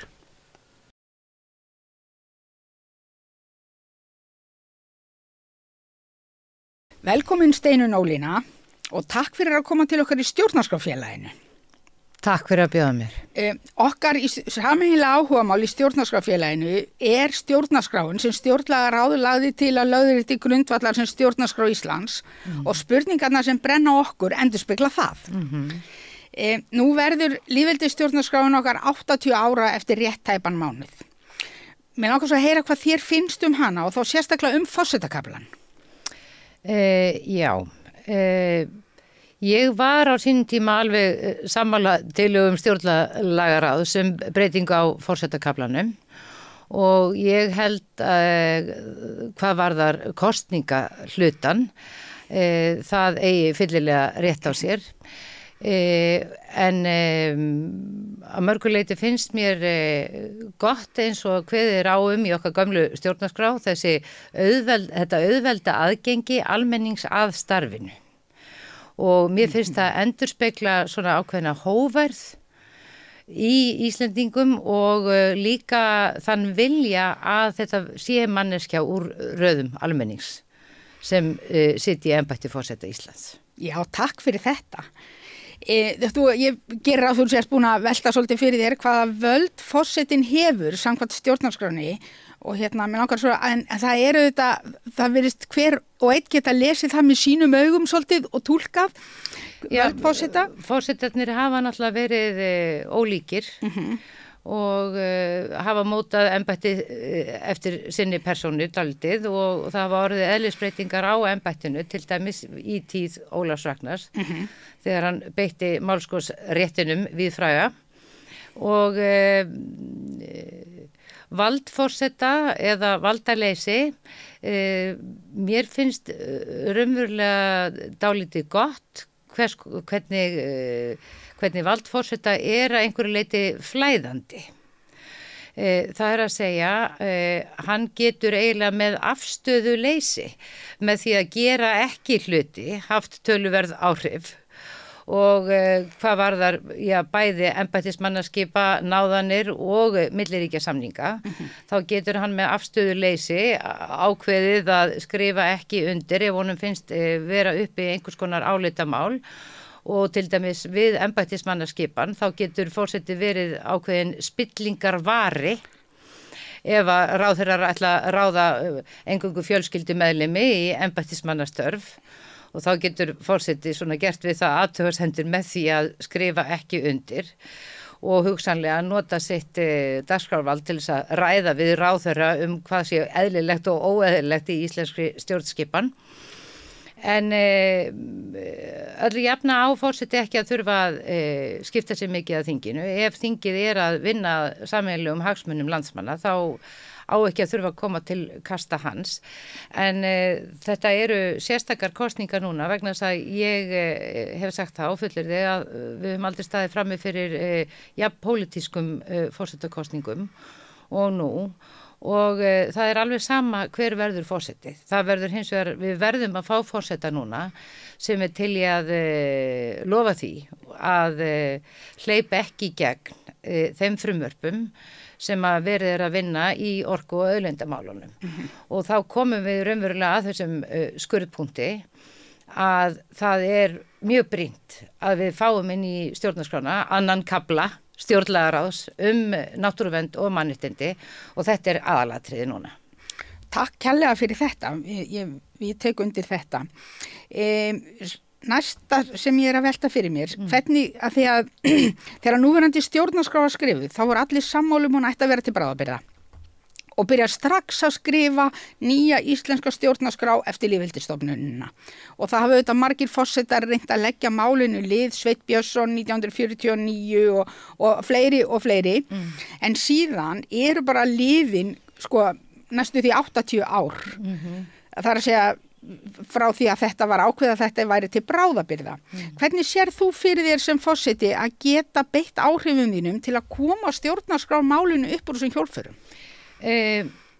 Ég held að maður verður bara að lofa því að nýta þetta dagskrárvald sem er mjög takmarkað, en það er þó vald til þess að tala bæði við þjóð og þing, til þess að láta það hvorki lausn í fast að sérstaklega annar kafli tillögu stjórnlagaráðs verði gerður að lögum, vegna þess að það hefur aldrei verið jafn brýnt og nú. Og það er ástæða fyrir því að margar þjóðir hafa spyrt saman umhverfi og mannréttindum, og það er vegna þess að það hefur mikil áhrif á mannréttindi fólks ef að lífríki skaðast, ef að vistkerfi skaðast, ef að landnæði og náttúru auðæfi eru tekin eigna upptöku, hvort sem það er skipulagt af stjórnvöldu eða einkaaðilum. Og þetta er staðan sem við stöndum frammi fyrir núna. Þannig að við verðum að fá forseta sem er til í að pönkast í þessu þangað til að þingið gerir eitthvað. Takk fyrir þetta. Stjórnarskrárbreytingar á Íslandi í ljósi sögunar þær. Það er að segja að síðustu 25 ár hefur ekkert gerst. Þar áður voru svona frekar einfaldar breytingar. Já, en sko, það er vilji fyrir því að breyta þessu ekki. Vegna þess að það hefur verið ríkjandi stemning í okkar samfélagi því miður að þeir flokkar sem hafa farið með völd hafa vilja getað valsað eigur landsmanna og haft á þeim skipti sín á milli, bæði með ráðstöfun og framkvæmdir ýmiskonar, og við verðum að gera fyrir þetta í eitt skipti fyrir öll. Vegna þess að núverandi stjórn og fráfarandi stjórn virðist ganga fram með þeim hætti að það er hvað getur Ísland gert fyrir okkur, og þá eru þeir ekki að hugsa fyrir þjóðina, heldur fyrir ákveðin hlut samfélagsins, verið að mylja undir þá sem eiga og ráða í okkar samfélagi, og það sem vest er að gefa frá okkur völdin til erlendra aðila. Og við getum aðeins girt fyrir þetta með því að negla þetta inn í stjórnarskrána að auðlindirnar og umhverfið séu í eigu og á ábyrgð og undir eftirliti Íslendinga. Sérð þú fyrir þér að þingið, Alþingi Íslendinga, sé fært að klára þetta verkefni, það er að segja að gera þessar nauðsynlegu stjórnarskrárbreytingar í ljósi þess hvernig það hefur gengið undanfarin ár? Með að við síðustu stjórn og núverandi þá er engin raunverulegu vilji og það sýnir sig í öllum gerðum þeirra. Fyrrverandi forsætisráðherra gerði tillögur að breytingum á stjórnarskrá okkar, og þær því miður taka ekki fyllilega tillit til hugmynda stjórnlagaráðs og þeirra hugmynda sem þar voru samþykktar, og enda hefur Feneyjanefndin skilað áliti á þá vegu að raunverulega séu tillögur fyrrverandi forsætisráðherra ekki til bóta, heldur frekar til að draga úr og veikja, sem er ómögulegt, og fyrrverandi forsætisráðherra og sú stjórn sem hún fór fyrir getur ekkit vikist undan þeirri ábyrgð að það er augsýnilegt með þeim frumvörpum sem hafa verið búin til í stjórnartíð þeirra stjórnar, bæði í orku- og auðlindamálunum, að það er fullur og meðvitaður vilji að selja og gefa frá okkur auðlindir, og það er erfitt að átta sig á því hvað okkar eigin löndum gengur til, og ég held ekki að þarna sé endilega illur ásetningur að baki, heldur fyrst og fremst einhver ofurtrú á því að hlutunum sé betur komið í einhvers konar kerfum og þetta er einhvern svona skortur á sjálfstrausti eins og við trúum því í alvörunni að norskir útgerðarkongar séu betur til þess fallir að stýra okkar hafnæði heldur en við sjá. Þetta er einhver ótrúlega minnumáttakend sem speglast í þessu og já, eiginlega bara algjör skelfing. En ef það er ekki vilji hjá þinginu til að gera þessar breytingar og sem ég tel og við í stjórnarskrárfélaginu hafa endurspeglast í verkum þingsins, en hvernig er þá hægt að gera þetta? Hvernig sérðu fyrir þér að sé hægt að gera þetta ef að þingið er endalaust á bremsunni?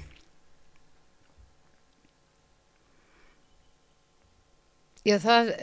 Vond spurning. Nei, alls ekkert vond spurning. Ég meina, þjóðin verður áfram að krefjast þess að fá þessar stjórnarskrárbreytingar. Þjóðin vill fá þar inn. Það er löngu komið fram. Og forseti hefur persónulega ekkert vald til að gera nokkuð skapaðan hlut, ekkert frumkvæðisvald.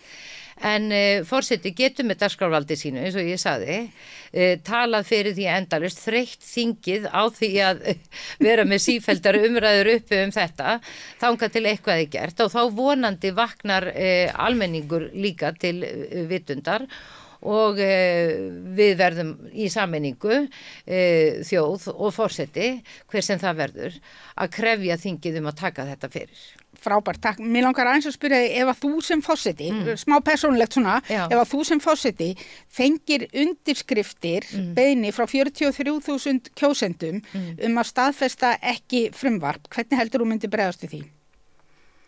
Ég myndi að sjálfsögðu hlýða þeim vilja þjóðarinnar.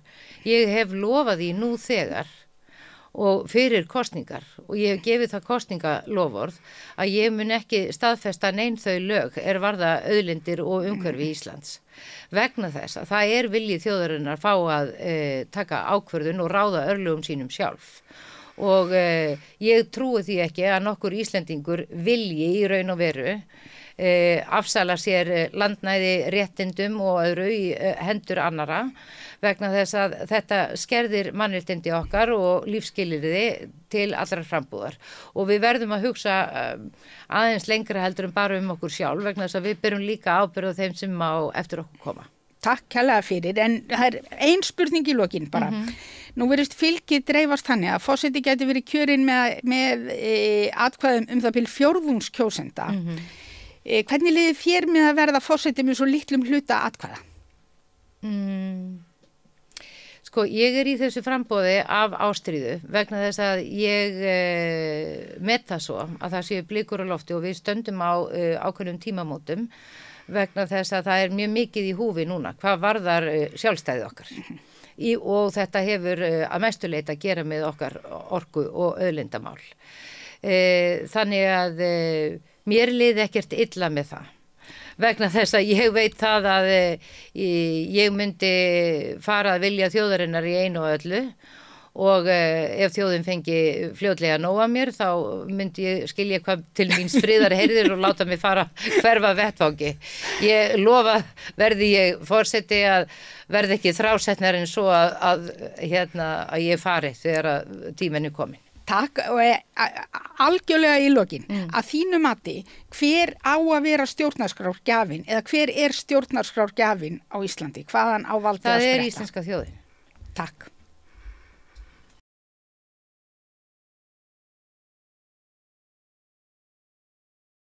Velkomin Ásþór Magnússon. Já, takk fyrir það. Og takk fyrir að koma til okkar í stjórnarskrárfélaginu. Mín ánægjan.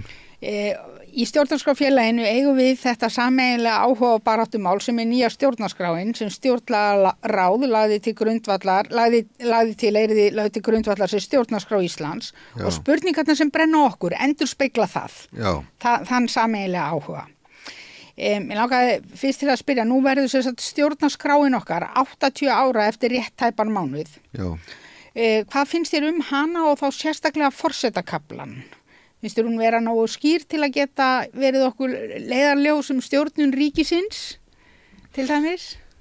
Það er náttúrulega þannig sko að það er svolítið áhyggjefni að fólk talar forsetaembættið eins og sé alveg valdalaust og það gerir jafnvel grín að forsetaembættinu. og þetta þetta kannski hluta til vandamáli að hlutverk forsetans ekki nægilega skýrt í stjórnarskráni eða í regluverki utanum forsetaembættið. Forsetin í raun valdamesti embættismaður þjóðarinnar og fólk áttar sig ekki alveg á því vegna þess að forsetin hefur kannski ekki notað þessar valdheimildir eins og hann gæti gert. Ég var nú fyrsti maðurinn til að mennta á það að forseti gæti nota málskosrétt þarna 1996 fyrir 28 árum þegar ég kynnti þessa bók Virkjun Bessastaði fyrir allri þjóðinu og þar var ég að tala beinna lýðræði sem nú einmitt hluti af nýju stjórnarskráni og þá var telt út á móti mér svona fræðimönnum frá háskólasamfélaginu og stjórnmálunum sem að sögðu það að ég færi bara með fjarstæðu, þetta væri ekki hægt. En þetta var svo sannlega hægt eins og kom svo í ljós í Icesave samningunum þegar forsetinn beitti þessu ákvæði til þess að senda lög í þjóðaratkvæðagreiðslu. Og ég saði 96 að ég myndi vilja nota þetta meira en ég vil ekki þetta sé alveg undir duttlung og forseta komi. Ég vil að sé eitthvað regluverk þetta, einmitt eins og í nýju stjórnarskránni. Þar talað 10% ef mann rétt að undirskrifta og ég tel það að hafa nú góða en ég vil reyndar fara aðeins lengra sko í bókinni, ég nú komið nýja bók, þetta nýja bókin Virkjun Bessastaði sem nýkomin út og og ég nú myndi að kynna hana á bókakynningu sem mál og menning á þriðjudaginn en en þar ég að tala svona þróunarferli lýðræðis og þar ég að tala það raunverulega þjóðaratkvæðagreiðslu verði kannski hluti af alþingi í framtíðinni, þannig að alþingismenn gangi frá málum sem fari í þjóðaratkvæðagreiðslu, þannig að það verði bara venjan að alþingi ákveði það að öll lög sem að fjalla fullveldi þjóðarinnar, afsal á náttúruauðlindum og svo framvegis, að allt slíkt fari bara í þjóðaratkvæðagreiðslu, það þurfi ekki inngrip forseta í slíkt. Ég tel það óeðlilegt að forsetin þurfi að vera hnipp alltaf í nakkadrambi á okkur þingmönnum. Þetta á frekar að geta orðið bara eðlilegur og fallegur hluti af lýðræðinu. En hvernig sérðu fyrir þér að það myndi geta gerst? Af því nú þetta ekki í okkar stjórnarskrá og ekki í okkar samþykktum. Særu fyrir þér þyrfti stjórnarskrár breytingar til að koma þessu í þetta ferli sem þú ert að tala Já, ég náttúrulega að tala þróunarferli lýðræðis. Ég að tala að Ísland gæti orðið fyrirmynd annara þjóða í lýðræðisþróun. Við erum með lítið samfélag hérna sem að myndi henta mjög vel til þess að gera svona breytingar til þess að Ísland framtíðina yrði meira beint lýðræði og þetta eitthvað sem við getum þá kennt erlendis vegna þess að grundvöllun af friðsamlegu samfélagi gott samspil á milli þings og þjóðar. Ef það ekki sátt lög sem að setja af þinginu hjá þjóðinni, þá skapa það óróa í samfélaginu. Við erum bara að horfa upp á í Georgíu í dag, til dæmis, mikinn óróa í samfélaginu þar, út af lögum sem eru umdeilt. Nú ef að það væri bara í ferlinu sjálfkrafa að þingið myndi bara setja þetta sjálfkrafa, þetta eru lög þess eðlis að þau eiga að fara í þjóðaratkvæðagreiðslu. Það eru kannski komið svolítið inn á svissnesku leiðina og ég held að það væri að finna góða. Þá langar mig að spyrja því við erum að tala þjóðaratkvæðagreiðslur. Nú það þannig að síðasta þjóðaratkvæðagreiðsla sem haldin var á Íslandi árið 2012 var það hvort að leggja ætti tillögur stjórnlagaráðs til grundvallar nýrri stjórnarskrá og 67% þáttakanda í kosningunni voru algjörlega skýr vilja sinn í því efni. Það eru komin þetta mörg ár síðan og þingið hefur ekki ennþá virt vilja kjósenda í þessu efni. Sérðu fyrir þér, í fyrsta lagi langar mig að heyra hvað þér finnst það þegar haldin þjóðaratkvæðagreiðsla, hvað á að gera við niðurstöðurnar, á skilyrðislaust að fara eftir þeim eða hefur þingið eitthvað svigrúm til að beygja það og sérðu fyrir þér að forsetaembættið, þú sem forseti, gæti beitt þér eitthvað í máli eins og þessu þegar þingið virðir ekki niðurstöðu þjóðaratkvæðagreiðslu? Já, forseti getur auðvitað talað fyrir því að menn virði stjórnarskrá og virði vilja þjóðarinnar. Það náttúrulega þjóðin sem ræður. Hún hefur endanlegt orðið og það einmitt í dag búið að brjóta stjórnarskrá. Ég sendi mitt forsetanum bréf núna, 7. maí út af þessum vopnaköpum okkar og það tel ég skýrt brot á núverandi stjórnarskrá. Því að þar stendur skýrum stöfum að meiri háttar stjórnaraðgerðir eigi að bera undir forseta á ríkisráðsfundum. Það hefur ekki verið gert. Mér sagt að það hefur bara einn einstaklingur, semstu utanríkisráðherra, tekið þessu ákvörðun upp á eigin spýtur. Þetta það sem okkur sagt. Og mér finnst það bara ótrúlegt því að þarna erum við algjörlega farin að skrumskæla okkar stjórnskipar, okkar lýðræði. Þetta ekkert lýðræði sem unnið svona ákvarðanir. Já, ég tel byrja á því, ég tel þetta meira áttar ákvarðun ef við farin að kaupa vopn og senda þau 1000 kilometri burtu til að berjast í ykkur stríði sem í rauninni kemur ykkur ekkert við. Þetta fellur ekki undir varnir landsins. Þetta utan við NATO-sáttmálan. Hann ekki, NATO-samningurinn fjallar ekki að það eigi að gera þetta. Og svo þetta náttúrulega brot á líka þjóðaröryggi stefnunni sem fjallar það að við að beita okkur friðsamlega og við erum þarna komið, utanríkisráðuneytið þarna algjörlega komin út af kortinu og svo bætt grá ofan á svart með því að utanríkisráðuneytið okkar komin í götumótmæli í erlendu ríki sem núna í Georgia síðustu dögum, mætt þar í götumótmæli. Mér finnst þetta ekki við hæfi og ég sem forseti myndi aldrei haga mig svona.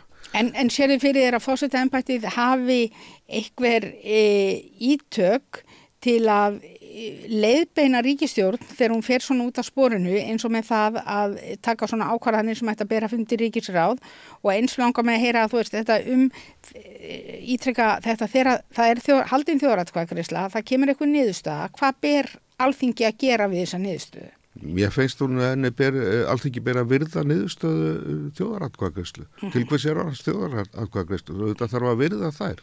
En það annað með þjóðaratkvæðagreiðslu sem við þurfum átt okkur á einnig að þjóðaratkvæðagreiðslu byggjast á því að við séum með hlutlæga fjölmiðlun. Við sáum hvað gerðist í Bretlandi í sambandi við Brexit.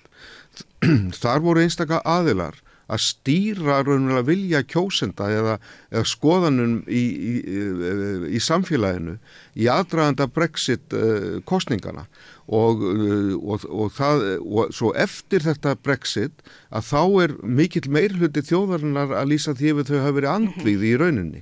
Þannig erum við að sjá hvað hættulegt það þegar fjölmiðlar fara út fyrir hlutverk sitt og virði ekki lýðræðislega grundvallar reglur. Og þetta raunverulega að gera slíka hérna á Íslandi. Við höfum sjáum með þessar forsetakosninga bara núna hvernig fjölmiðlar eru að spila með þjóðina með skoðanakönnunum og ég hef kallað úr biluðum maskinum. Það nánast daglega einhverja skoðanakannanir, hvernig staðið hefur verið að þeim, hvernig þeir unnið úr tölfræðinni, hvernig spurningar búin til, stundum nöfn frambjóðandi ekki með í spurningunum og svo framvegis. Þetta náttúrulega ekki til fyrirmyndar og meðan að þetta svona þá verða náttúrulega þjóðaratkvæðagreiðslur ekki mjög marktækar. Þannig að við þurfum auðvitað að byrja á þessu og byrja á fjölmiðlunum. Það mjög mikilvægt að þjóðin fái hlutlægar upplýsingar og geti þannig tekið upplýst ákvörðun í þjóðaratkvæðagreiðslu. Ok, takk fyrir þetta. Þegar núverandi stjórnarskrá var skrifuð árið 1944, það að segja tekin í gildi, þá voru allir sammála að hún ætti að vera til bráðabirgða og það ætti strax að byrja að skrifa nýja íslenska stjórnarskrá eftir lýðveldisstofnun. Og það hafa ýmsir forsetar rekið eftir þessu verki sem var í rauninni ein af upphafssamþykktum lýðveldisins Íslands. Sveinn Björnsson til dæmis sagði 49 í því efni búum við ennþá við bætta flík sem sniðin var upprunalega fyrir annað land með öðrum viðþorfum fyrir heilli öld, síðan hann sagði þetta eru 75 ár og við erum ekki enn komin þangað. Já. Hvernig sér þú fyrir þér að geta beitt áhrifum þínu sem forseti til þess að koma stjórnarskrámálinu upp úr þessum 80 ára djúpu hjólförum sem það fast í? Já, eins og ég lýsi bókinni Virkjum Bessastaði, þá vil ég að forsetin leiði lýðræðis þróun. Ég sem forseti myndi setja saman hópa til þess að byrja að setja upp lýðræðis þróun á Íslandi, ekki bara fyrir Ísland, fyrir heiminn, til þess að verða uppskriftin af því hvernig getur átt heilbrigt og friðsælt þjóðfélag. Og ég hef unnið mjög náið með mönnum áður eins og til dæmis Jóhann Galtung sem fremsti friðafræðimaður sem upp hefur verið á okkar tímum og hann til dæmis með formúlu að því hvernig friðsælt þjóðfélag lítur út og það þetta kemur inn á stjórnarskrá, þetta kemur inn á hvernig við alþingi virkar, þetta samspil stjórnvalds og þjóðar. Þetta þarf að vera svo góð symfónía til þess að þessi friðsælegt þjóðfélag. Því að ef að það brotið á fólki, á þjóðinni eða brotið á einstökum þjóðfélagshópum, mannréttindi eru ekki virt, lýðræðislega grundvallarreglur eru ekki virtar, þá leiðir það til upplausnar og á endanum stríðsástands. Takk fyrir þetta, en særu fyrir þér að forsetaembættið, þú í forsetaembættinu gætir beitt þér með þessum hætti jafnvel í andstöðu við Alþingi sem að hefur sannarlega ekki verið að beita sér fyrir stjórnarskrárbreytingum. Ef að forseti væri með vinnuhópa, væri að leiða saman fólk í þróun á lýðræði, væri að tala fyrir auknu lýðræði, væri að tala fyrir jákvæðum breytingum, þá með tímanum held ég að það myndi síjast inn á Alþingi. Okay. Þetta ekki hægt að gera, það engar breytingar hægt að gera með uppreisnum. Það eins og við sjáum bara hvað gerðist í Úkraníu þegar það var uppreist þar 2014 og talið mjög mikið af erlendum áhrifum, það talið að 5 milljarðar bandaríkjadollara hafa verið notaðir af bandarískum aðilum til þess að kyndundi þessar uppreist.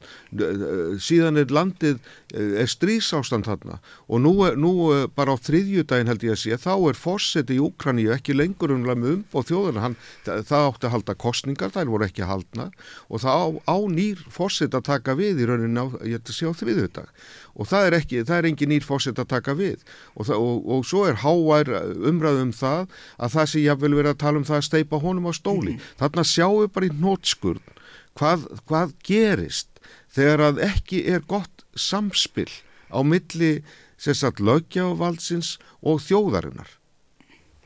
Þá langar mig, takk fyrir þetta, mér langar að koma aðeins inn áfram stjórnarskrárbreytingar á Íslandi. Í ljósi sögunar hvernig stjórnarskrárbreytingar hafa gengið til á Íslandi, það að segja að við höfum ekki enn fengið okkar nýju íslensku stjórnarskrá og síðasta breyting var gerð fyrir 25 árum og flesta breytingarnar þar á undan hafa verið svona verulega minniháttar breytingar á stjórnarskráni. Sérð þú fyrir þér að Alþingi Íslendinga sé fært að klára þetta verkefni?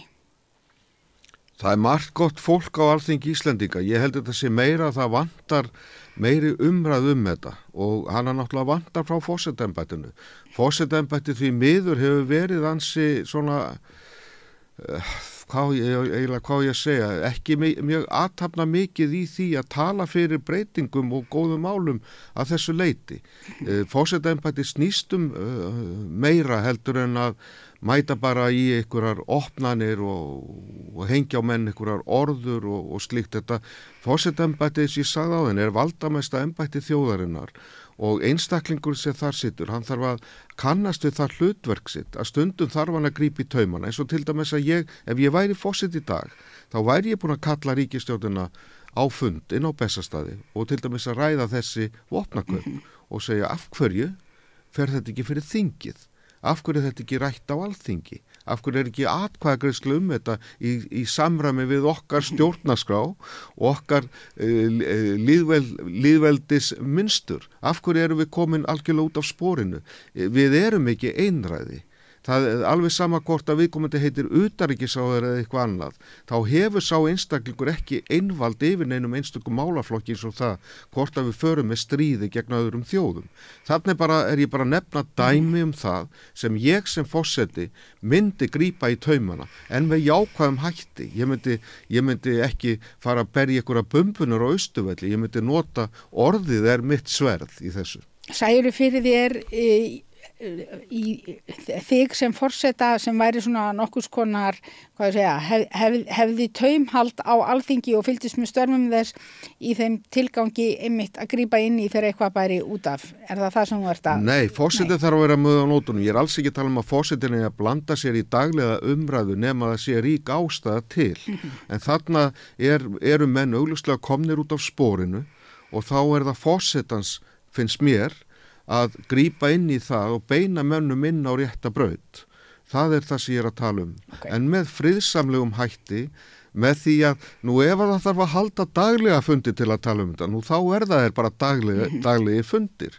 Fundirnir hætt ekkert fyrir að komin friðarsamningur þá við ríkisstjórnar, milli forseta og ríkisstjórnar það að við förum aftur inn á sporið og fylgjum stjórnarskránni. Við getum ekki verið með einstakar ráðherra eða ríkisstjórn sem að brjóta stjórnarskrána. Það allt gott það að segja að fá nýja stjórnarskrá, en við þurfum allavega að virða þá stjórnarskrá sem við eigum í dag, þó sé bótum klætt flík eins og Sveinn Björnsson sagði. Takk fyrir þetta.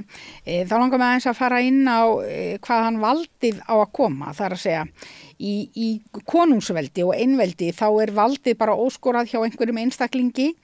Það eiginlega, má eiginlega segja eins og það sé komið bara frá Guði, það ekkit efast hvaðan það kemur. En hvaðan telur þú að valdið eigi að spretta í lýðræðisríki? Það að segja, hver á að skrifa stjórnarskrá fyrir lýðræðisríki? Það þingið eða hvernig á að gera það? Já, hvernig var staðið að því hér á Íslandi með stjórnlagaþingi var náttúrulega mjög verðingavert átak. Mér fannst það flott framtak og ég skil ekki af hverju málið stöðvast, af hverju ekki haldið áfram með það. Ég átta mig ekki alveg á því. Þannig að þú væri sáttur við ferli eins og það? Ég auðvitað á ferli og ef að það ferli ekki talið hafa klára máli nægilega vel, nú þá þurfa bara að endurtaka það ferli þangað til að komið rétta lausnin. En nú verðist fylgið dreifast þannig að forseti getur verið kjörinn með aðeins atkvæðum fjórðungskjósenda með að við það sem skoðanakannanir sína núna. Hvernig liðið þér með það að vera forseti með svona litlum hluta atkvæða? Ég hef sagt að ég myndi ekki vilja vera nema 1 kjörtímabil og það bara til þess að ýta þessum friðamálum úr vör. Ég tel að ef að ég yrði kjörinn væri ég með nægilegt umboð til þess að vinna að því, að Ísland fari inn á friðarbrautir en ég myndi ekki leitast eftir nema 1 kjörtímabili og þá getur þjóðin kosið annan. En ef þú ert að tala til dæmis samt við breytingar á undirskriftarsöfnum og svoleiðis sem ekki hefur verið rætt, þá ég nú frekar á því að það sé ágætt að hafa það eins og það allavega ekki engar stórvægilega breytingar en frekar að vera með 2 umferðir.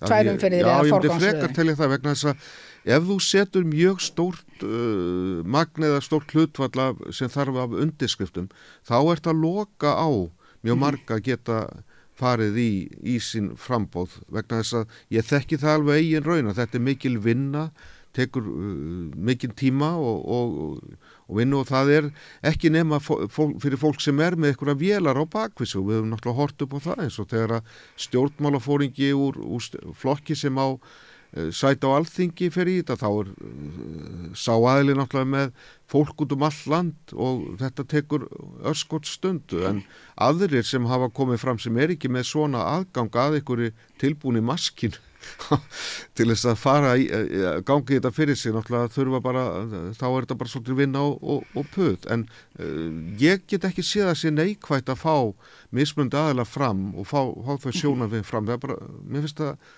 lýðræðisveisla eins og sem við kalla það. Já, við erum nú þetta fyrir að sé á seinni hlutan hjá okkur ef við horfum 3 kjörtímabil fram í tíman það að segja 12 ár sem jafnlangur tími og liðin frá þjóðaratkvæðagreiðslunni nýju stjórnarskrána. Hvaða breytingar sér þú fyrir þér að búið verða að gera á stjórnarskrá Íslands árið 2036? Ef að ég verð kjörinn forseti, þá verða gerða breytingar á stjórnarskráni bara eftir 1 kjörtímabil því að ég mun tala fyrir því að skerpa á stjórnarskráni þannig að hlutverk forsetans verði skýrara. Þannig að það sé ekki vona á einhverjum stórslysum og einhverjum kjörin þarna. Því að við skulum átt okkur á því að þetta valdamesta embætti landsins og ég held að það var í Frakklandi var það ekki sem að var svona svipað tilfelli og þar var kjörin maður sem að tók bara völdin. Já. Og en það ætla ég ekki að gera. Ég með mitt málefni að stuðla friði og Ísland verði kyndiberi friðar út heiminn og ég held að þetta sé fallegu boðskapur sem að íslenska þjóðin ætti að geta sameinast um. En sérðu fyrir þér að það verði búið að virða vilja þjóðarinnar sem kom svo skýrt fram í þjóðaratkvæðagreiðslunni 2012, til dæmis auðlindirnar, mannréttindi og þjóðaratkvæðagreiðslur? Já, eins og ég segi, ef að ég yrði kjörinn forseti, þá væri þetta gildin sem að ég væri að tala fyrir. Sem þú myndi beita þig fyrir? Algjörlega. Heyrðu, kærar þakkir fyrir þetta samtal. Takk fyrir það.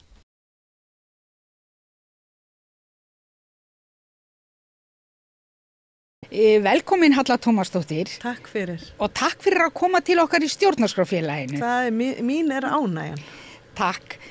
Okkar sameiginlega áhuga og baráttumál nýja stjórnarskráin sem stjórnlagaráð lagði til að lögðir til grundvallar sem stjórnarskrá Íslands og spurningarnar sem brenna á okkur endurspegla það eðlilega. Já. Og ég hendi mér bara í örfáar spurningar sem ég langar til að heyra þitt viðþorf til. Já. Nú verður stjórnarskrá Íslands 80 ára eftir rétt tæpan mánuð.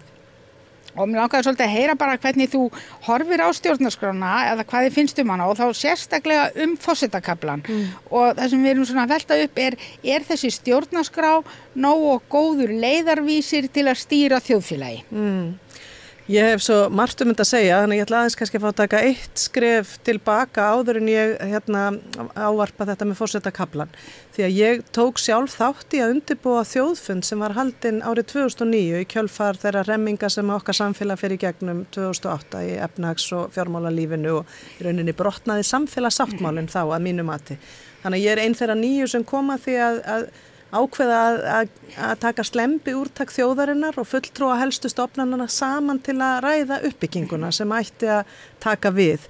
Og ég nefni þetta því ég held að þjóðfundurinn 2009 bara hafi lagt grunn að því sem síðan gerist í kringum endurskoðun stjórnarskrárinnar og það ferli, því að ég veit að ég og mörg sem að þessu komum veittum ákveðna ráðgjöf og deildum okkar reynslu og sín með þeim sem undirbyggu það ferli. Þannig að mér finnst fyrsta og mikilvægasta atriði til þess að segja hvað mig varðar þetta, að þarna fer af stað ferli í okkar samfélagi til að reyna að byggja upp traust á grunni þess að traustið brestur. Og það sem er svona þyngst fyrir mig að það ferli svo fallegt að mínu mati og var svo mikilvægt til að byggja upp traust að frekar en að kannski tala innihald einstakra greina, að því ég ekki alveg sannfærð að forseti eigi kannski að hafa allt of stór orð grein sem varðar hann eða hana sjálfa, en þá vil ég og stuðningsmanneskja þess að það ferli sem eiginlega færa eins að sofna, ef ég má nota það orðalag, að það ekki til þess fallið að byggja upp traust í samfélaginu. Og ég held að við værum komin lengra í að byggja upp traust í samfélaginu og svona endurnýja samfélagssáttmálan ef það ferli hefði fengið heilbriðan framgang. Þannig að mér er mikilvægt að útskýra þetta fyrst. Þetta snýst kannski meir ferli en forsetakaflan. En hvað forsetakaflan varðar, þá eru samt nokkur atriði sem ég finnst alveg eðlilegt að við segjum okkar skoðun á. Til dæmis tel ég að það hafi verið kallað eftir því eðlilega að fjölgun meðmælenda til forsetakjörs væri æskilegt, því að við erum bara svo miklu færri árið 1944 þegar við tökum upp þessa dönsku stjórnarskrá eða að fordæmi dönsku stjórnarskrárinnar, og það held ég mat okkar flestra sem í framboð að það væri eðlilegt að fjöldi meðmælenda til forsetakjörs endurspeglaði fjölda þjóðar frekar en einhverja fasta tölu. Þannig ég get nefnt það, og annað sem að mér finnst gott að nefna fjöldi kjörtímabila og jafnvel lengd kjörtímabila sem hafa verið lagðar fram tillögur en ég hef lýst yfir stuðningi við, því að ég tel að völd geti spillt og sérstaklega völd yfir langan tíma. Þannig og ef við bara horfum til þeirra þjóða sem við berum okkur gjarnan saman við, þá nú yfirleitt hámars fjöldi kjörtímabila. Takk kærlega fyrir þetta. Þá er ég aðeins að halda áfram á þessum nótum. Nú túlka menn núgildandi stjórnarskrá og völd forseta á alls konar hátt, og fyrir 1996 var til dæmis talið óhugsandi að forseti beitti málskotsréttinum, og þannig að við erum búin að sjá að í rauninni getur forseti virkjað alls konar greinar ef hann hefur til þess staðfastan vilja.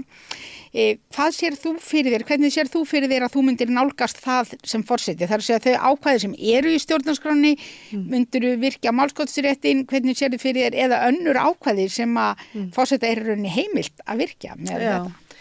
Og þarna nú kannski komin ástæða einmitt til endurskoðunar á þessum ákvæðum því að það er heppilegra að þetta sé skýrara heldur en kannski nú er. En ég vil nú samt segja að ég er ákaflega þakklát Ólafi Ragnari Grímssyni fyrir að hafa virkjað 27. grein stjórnarskrárinnar þegar hann gerði það í Icesave málinu í tvígang því að þar var að ræða óhóflega áhættusækni einnar kynslóðar sem hefði bitnað á kynslóðum framtíðar og það fannst mér ekki réttlátt. Þannig að ég er fegin að hann virkjaði þetta ákvæði og ég held reyndar að það sé ekkert okkar sem nú er í framboði sem hefur sagst ekki myndu virkja 27. greinin og það segir kannski sitt það sem ég nefndi áðan að það er lágt traust í samfélaginu og það virðist vera allavís einhverjum málum að fólk treysti ekki alveg þingræðinu eða þinginu sínu því að þessi spurning kemur alltaf upp á öllum fundum, í öllum sjónvarpsviðtölum, í öllum útvarpsviðtölum, allstaðar allt land. Þannig að þessi 27. grein er augljóslega eitthvað sem að þjóðin vill fá skýra afstöðu frá okkur og langflestir virðast vera á að hafi verið til góðs. En ég er þeirra skoðunar, Jóna, að það væri auðvitað betra að það væri aldrei geðþótta ákvörðun eins forseta. Heldur og nú meðan stjórnarskrá hefur ekki verið breytt eða þessu ákvæði að þá hef ég sagt að ég myndi vilja fara fyrir vilja þjóðarinnar en ekki eigin skoðunum eða áhuga málum þegar að virkjun 27. greinarinnar kemur og ég vilji fara þannig að því að ég vilji hlusta vel á alla hópa og ráðgjafa sem að mögulegt er að hafa aðgang að, ekki sérhagsmuni eða vilja eingöngu en hlusta á alla hópa og tryggja fá svolítið breytt innlegg en auðvitað líka nýta eigin dómgreind og mér finnst kannski þau mál sem að ég myndi skoða undir þessu ákvæði vera mál sem að þá brjóta á samfélagssáttmálunum og þeim grunngildum sem að ég vil meina þjóðin sé búin að segja okkur hver eru, heiðarleiki, jafnrétti, réttlæti, virðing og ábyrgð. Þetta eru gildin sem að voru valin á þjóðfundi 2009 og ég myndi vilja taka með mér inn í embætti forseta og ef ég teldi að brotið væri á þeim eða ég var að segja rétti næstu kynslóða í stórum veigamiklu málum að þá myndi ég ekki vera hrætt við að vísa því til þjóðarinnar en mig langar að leysa mál líka með öðrum hætti og ekki líta á málskotsréttin sem einu leiðina til að leysa úr fjölmörgum og flóknum ágreiningsefnum í okkar samfélagi heldur líka leiða fólk til samtals og samstarfs og úrlausna og bretta upp ermar og leysa mál sem að hafa mörg hver lent þar sem að endurskoðun stjórnarskrár hefur lent á svefnvaktinni frekar en á framfaravaktinni. Takk fyrir þetta. Ég ætla ekki að fara að spyrja þig út í ferlið í kringum mótu nýju stjórnarskrárinnar því ég veit að þú þekkir það mjög vel og áttir heilmikla aðkomu að því máli. En tillögurnar voru náttúrulega samdar út frá niðurstöðum þjóðfundarins, hann réði auðvitað miklu í hvaða átt þetta mál fór. Tillögurnar voru síðan sendar í þjóðaratkvæðagreiðslu, þar sem 2/3 hlutar kjósenda ákvaða þær skyldu verða grundvöllur nýrrar stjórnarskrár Íslands. Alþingi hefur síðan ekki ennþá virt niðurstöður þessarar þjóðaratkvæðagreiðslu. Og mér langar svolítið að heyra þína skoðun á því máli og hvað hægt væri kannski að gera. Já, og þarna aftur eru við með mál sem er á vettvangi þingsins og þarf að fara í gegnum 2 þing, breytingar á stjórnarskrá og þess vegna er erfitt þegar ef það eru þarna kafla sem heyrist nú vera meiri hluti þjóðar ekki bara í atkvæðagreiðslunni heldur líka í umræðum, heyrist mér vera mjög sterkur vilji til að breyta til dæmis kaflanum forseta og nokkrum veigamiklum atriðum þar, að þá eru þetta ákveðið framtaksleysi og mér finnst það bara einhverju liti sorglegt að það mál skuli bara vera látið reka á reiðanum að við skulum ekki taka fastari tökum utanum það vegna þess að ég held að það myndi hjálpa okkur að byggja upp traust í samfélaginu ef að við myndum virða þetta fallega ferli sem fer á stað að mínum að þetta 2009 og heldur svo áfram með þjóðinni.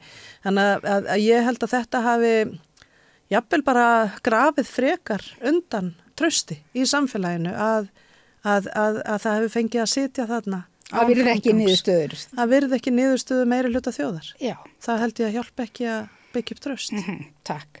En sérðu fyrir þér að forseti eða þú gætir sem forseti beitt áhrifum þínum til að koma stjórnarskrámálinu upp úr þessum 80 ára djúpu hjólförum með einhverjum hætti? Ég held að gæti verið áhugavert að nýta ávarpsvald forseta til þess að vekja athygli. Það hefur til dæmis Guðni gert. Hann hefur nú bent á það að þó að kannski forseti eigi ekki að segja hvernig eigi að breyta kaflanum sjálfan sig, að þá séu merki þess að það sé til dæmis orðið nauðsynlegt. Þannig að ég held að forseti geti nýtt ávarpsvald sitt þannig án þess að verða of tæknilegur í útfæslunum á hverju á að breyta og hvernig eigi að breyta.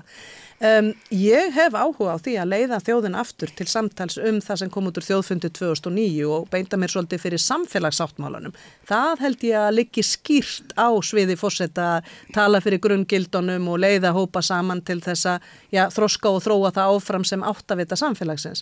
En hvað stjórnarskrármáli varðar að þá liggur það á vettvangi þingsins en forseti það takmarkar engin forseta sem duglegur og vill bretta upp ermar og sjá mál ganga fram í samfélaginu frá því að nýta sitt áhrifavald, sitt ávarpsvald eða sín tengsl við fólk, hvort sem það formlega eða óformlega baku tjöldin og ég tel nú líklegt að treysti þjóðin mér til þess að verða forseti, minni ég nýta það vettvang til þess að mál fari áfram en sitji ekki fast í einhverjum brotnum ferlum eða vangetu okkar að tala saman og vinna saman að framgangi mála og það á við stjórnarskrá eins og annað. Takk fyrir þetta.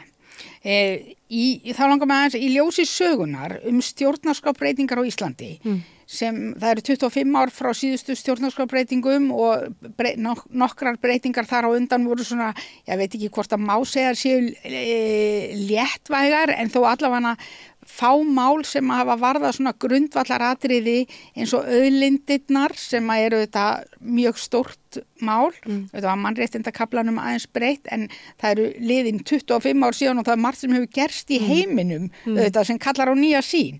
En í ljósi sögunar þessar stjórnarskrárbreytingar, sérð þú fyrir þér að þingið sé fært að klára þetta verkefni eins og það núna?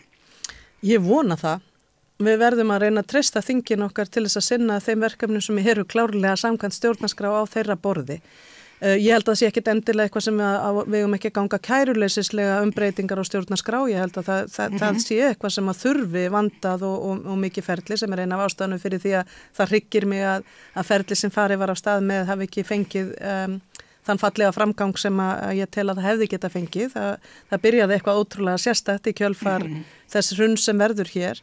En ég held að ég vilji bara vera skýr með það að ég á vettvangi forseta eiginlega meira það sem ég myndi kalla samfélagssáttmálin heldur en stjórnskipan landsins og ég vilji virða þingræðið og hafa trú á því að þingið okkar sé fært að koma þessum málum áfram.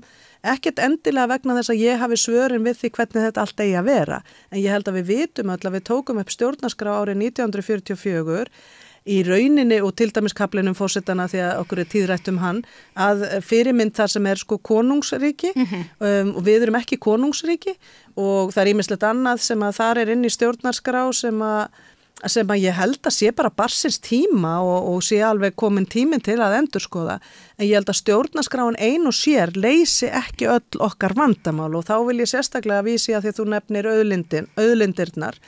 Ég þeirra skoðunar og okkur vanti bara langtíma sín og stefnumörkun í nær öllum þeim veigamiklu málum að við erum einhvern veginn alltaf að taka svona næstu því kæruleysislega ákvarðanir einstök mál í staðin fyrir að vera með skýrari og sterkari langtíma sín í þeim málaflokkum og ég mun sem forseti fái ég tækifæri til þess tala fyrir því að þjóðin fái aðkomu að þeirri stefnumörkun og þeirri svona mótun á langtíma sín sem að ég held að sé bara löngu tímabær.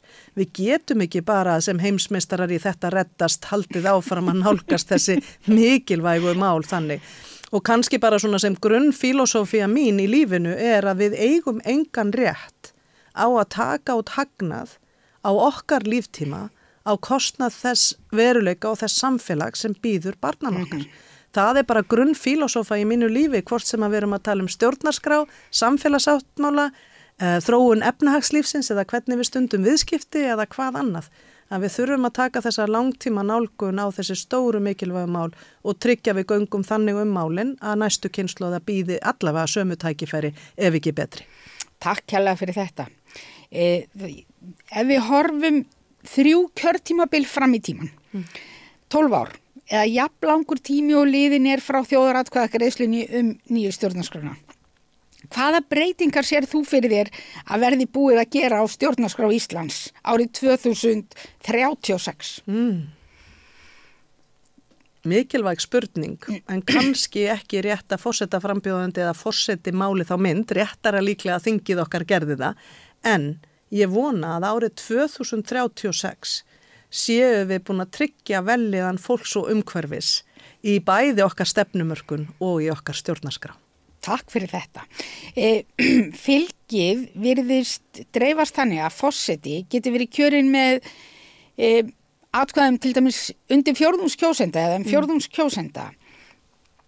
Hvernig liði þér með það að vera forseti með svona litlum hluta atkvæða? Mér liði þannig að það væri heppilegra að við hefðum til dæmis breytt í stjórnarskrá að það væri annarkvort önnur umferð eða írska leiðin farin þannig að forseti gæti sjálfsins vegna en ekki síst þjóðarinnar vegna setið með meiri hluta. Það höfum við hins vegar ekki gert, þannig að sem að miður. En ég myndi treysta mér til þess að ávinna með trausts allrar þjóðarinnar og ég vísa þar til dæmis í Vigdísi sem kjörin með ríflega 33% atkvæða á sínum tíma og varð fljótt forseti okkar allra og ég hef þá trú að það muni gerast líka núna þó þetta sé ekki kannski eins og best væri á kosið. Takk, við erum öll að leita Vigdísi, einhvern veginn, en þá eiginlega bara komið að síðustu spurningunni hjá mér. Þú nefndir áðan að við tókum þess að stjórnarskrá upp frá konungsveldi og þannig að hún auðvitað sniðin að því og þar er ekki deilt hvaðan valdið kemur í slíkri stjórnskipan en í lýðræðisríki. Hvaðan sprettur valdið í lýðræðisríki? Hver á í rauninni að skrifa stjórnarskrá? Hver stjórnarskrá gjafinn í lýðræðisríki? Fólkið. Takk kærlega fyrir.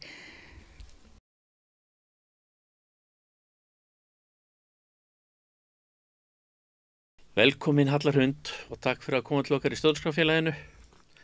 Takk. Okkar sameiginlega áhugamál þarna nýja stjórnarskráin sem stjórnlagaráð lagði til að yrði grundvöllur að nýri stjórnarskrá Íslands og spurningarnar sem brenna okkur endurspegla það.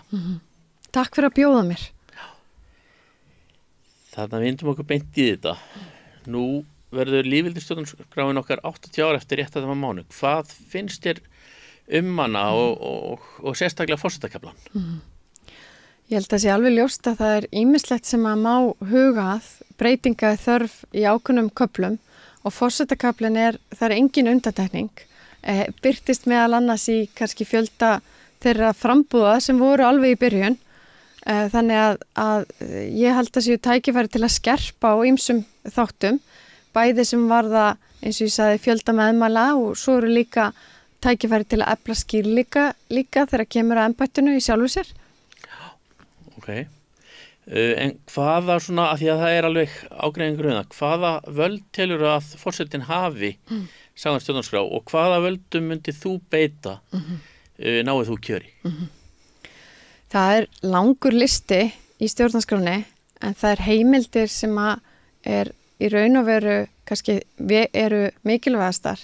Þær heimildir sem að snúa stjórnarmyndun, snúa þingrofi og svo það auðvitað málskotsrétturinn. Síðan hefur forsetinn ýmis önnur hlutverk í stjórnarskráni en ég til þetta ef ég á að draga það saman vera þau megin hlutverk sem að forsetinn sinnir fyrir utan, eins og ég segi, það auðvitað ýmsar samundirritanir og staðfestingar en ef ég ætti að nefna eitthvað þrennt þá væri það þetta. Þannig hversu vel þekkið þú til nýju stjórnarskránar eða tillagna stjórnlagaráðs og hvað finnst þér ferli sem var í kringum mótun hennar? Mér fannst þetta ferli vera mjög áhugavert og mjög áhugavert að mörguleitir auðvitað lýðræðislegt ferlis þó að það hafi verið ýmsar ýmsar áskorunir sem að tengdust því, að þá myndi ég segja að vinnan sé mjög gagnleg og ýmislegt þar sem að sé hægt að nýta inn í framtíðar breytingar sem að þingið hefur nú sitt að segja um. Þakka fyrir. Þarna nú voru þessar tillögur samdar þarna í mjög opnu ferli og sendar í þjóðaratkvæðagreiðslu þar sem 2/3 hlutar kjósenda ákveða þær skildu vera grundvöllur að nýrri stjórnarskrá Íslands. Alþingi Íslands neitar að virða niðurstöðu þjóðaratkvæðagreiðslunar. Hvað finnst þér að skýr vilji kjósenda í þjóðaratkvæðagreiðslu sé ekki virtur? Ég held að þarna birtist það að þjóðaratkvæðagreiðslan var ráðgefandi og kannski sé ekki nægilega skýr rammi í okkar löggjöf um þjóðaratkvæðagreiðslur og hvaða vægi þær eigi að hafa. En ég held að þessi vinna sem að var unnin sé mikilvæg og það sé hægt að nýta margt sem úr henni kom. Ég veit að þingi hefur verið tregt til að breyta stjórnarskránni en ég sannfærð að það sé margt úr vinnunni sem að megin nýta og ég hef stundum nefnt auðlindaákvæði sem dæmi vinnu sem að þarf að halda áfram. Ok. Þarna sko nú erum við með lýðveldisstjórnarskrána sem að verða 80 ára og hún átti alltaf að vera til bráðabirgða. Ýmsir forsetar hafa í gegnum tíðina ýtt á eftir því að það sé kláruð þessi vinna við að gera nýja íslenska stjórnarskrá. Sveinn Björnsson sagði meðal annars 1949: í því efni búum við ennþá við bætta flík sem sniðin var upprunanlega fyrir annað land með öðrum viðhorfum fyrir heilli öld. Síðan eru 75 ár. Hvernig sérðu fyrir þér að geta beitt þínum áhrifum sem forseti til að koma stjórnarskrármálinu upp úr þessum 80 ára hjólfurum? Ég held að það sé mikilvægt að auðvitað vinnan við að breyta stjórnarskrá eitthvað sem á milli þings og þjóðar. En eins og þú segir að forseti getur í sjálfu sér lyft upp ákveðnum málum, alveg svo Guðni hefur talað fyrir breytingum á forsetakaflanum og ég sé að það þarf að breyta ýmsum málum, ég nefndi auðlindaákvæði sem dæmi hérna áðan og ég mun tala fyrir því að þetta samtal haldi áfram þannig að stjórnarskráin þróist og verði nær þeirri flík sem að hendar þó að stjórnarskráin hafa mörguleiti nýst okkur vel að þá eru samfélagið alltaf að breytast og stjórnarskráin lifandi plagg. Þannig að ég mun tala í þeim anda en það auðvitað síðan alþingis og þjóðarinnar að afgreiða máli því að forsetinn fylgir stjórnarskrá. Hann í raun og veru setur hann ekki. En hann hefur samt rödd eins og bendir á sem að... En ekki þarna svo kölluð eða allræmt kannski gjá á milli þings og þjóðar í þessu máli og þá ekki forsetinn á hann ekki að vera svolítið fulltrúi þjóðarinnar þar sem hann eini þjóðkjörni fulltrúi hennar? Ég held aftur að það eru ýmsar skoðanir á stjórnarskráni sem heild, semst vinnunni sem var unnin og ég held að sé mikilvægt að sú vinna haldi áfram og mun tala fyrir því. Það síðan þingsins að ákveða hvort að það sé í bútum eða með einhverju heildstæðari endurskoðun. En ég mun ekki standa í vegi fyrir breytingum á stjórnarskrá. Heldur að þingi sé fært að klára þetta verkefni? Það nú þannig að nú höfum við tækifæri til að kjósa fulltrúa á 4 ára fresti og vænlegast væri sjálfsagt að þetta eitt af kosningamálum sem myndi leiða til þessa máli sett á oddinn. Þannig að ég treysti því að okkar fulltrúar á þingi sinni málinu fyrir þjóðina og að vinnan haldi áfram. og ég held almennt að ég muni tala fyrir því að við séum alltaf vakandi yfir því að vera að hugsa saman hvort að það er á vettfangi stjórnarskrárinnar eða annar mála, að við séum að hugsa sameiginlega hvaða breytingar við þurfum að huga að í samfélaginu okkar og fyrir mér eru ákveðin uppfærsla á stjórnarskráni, dæmi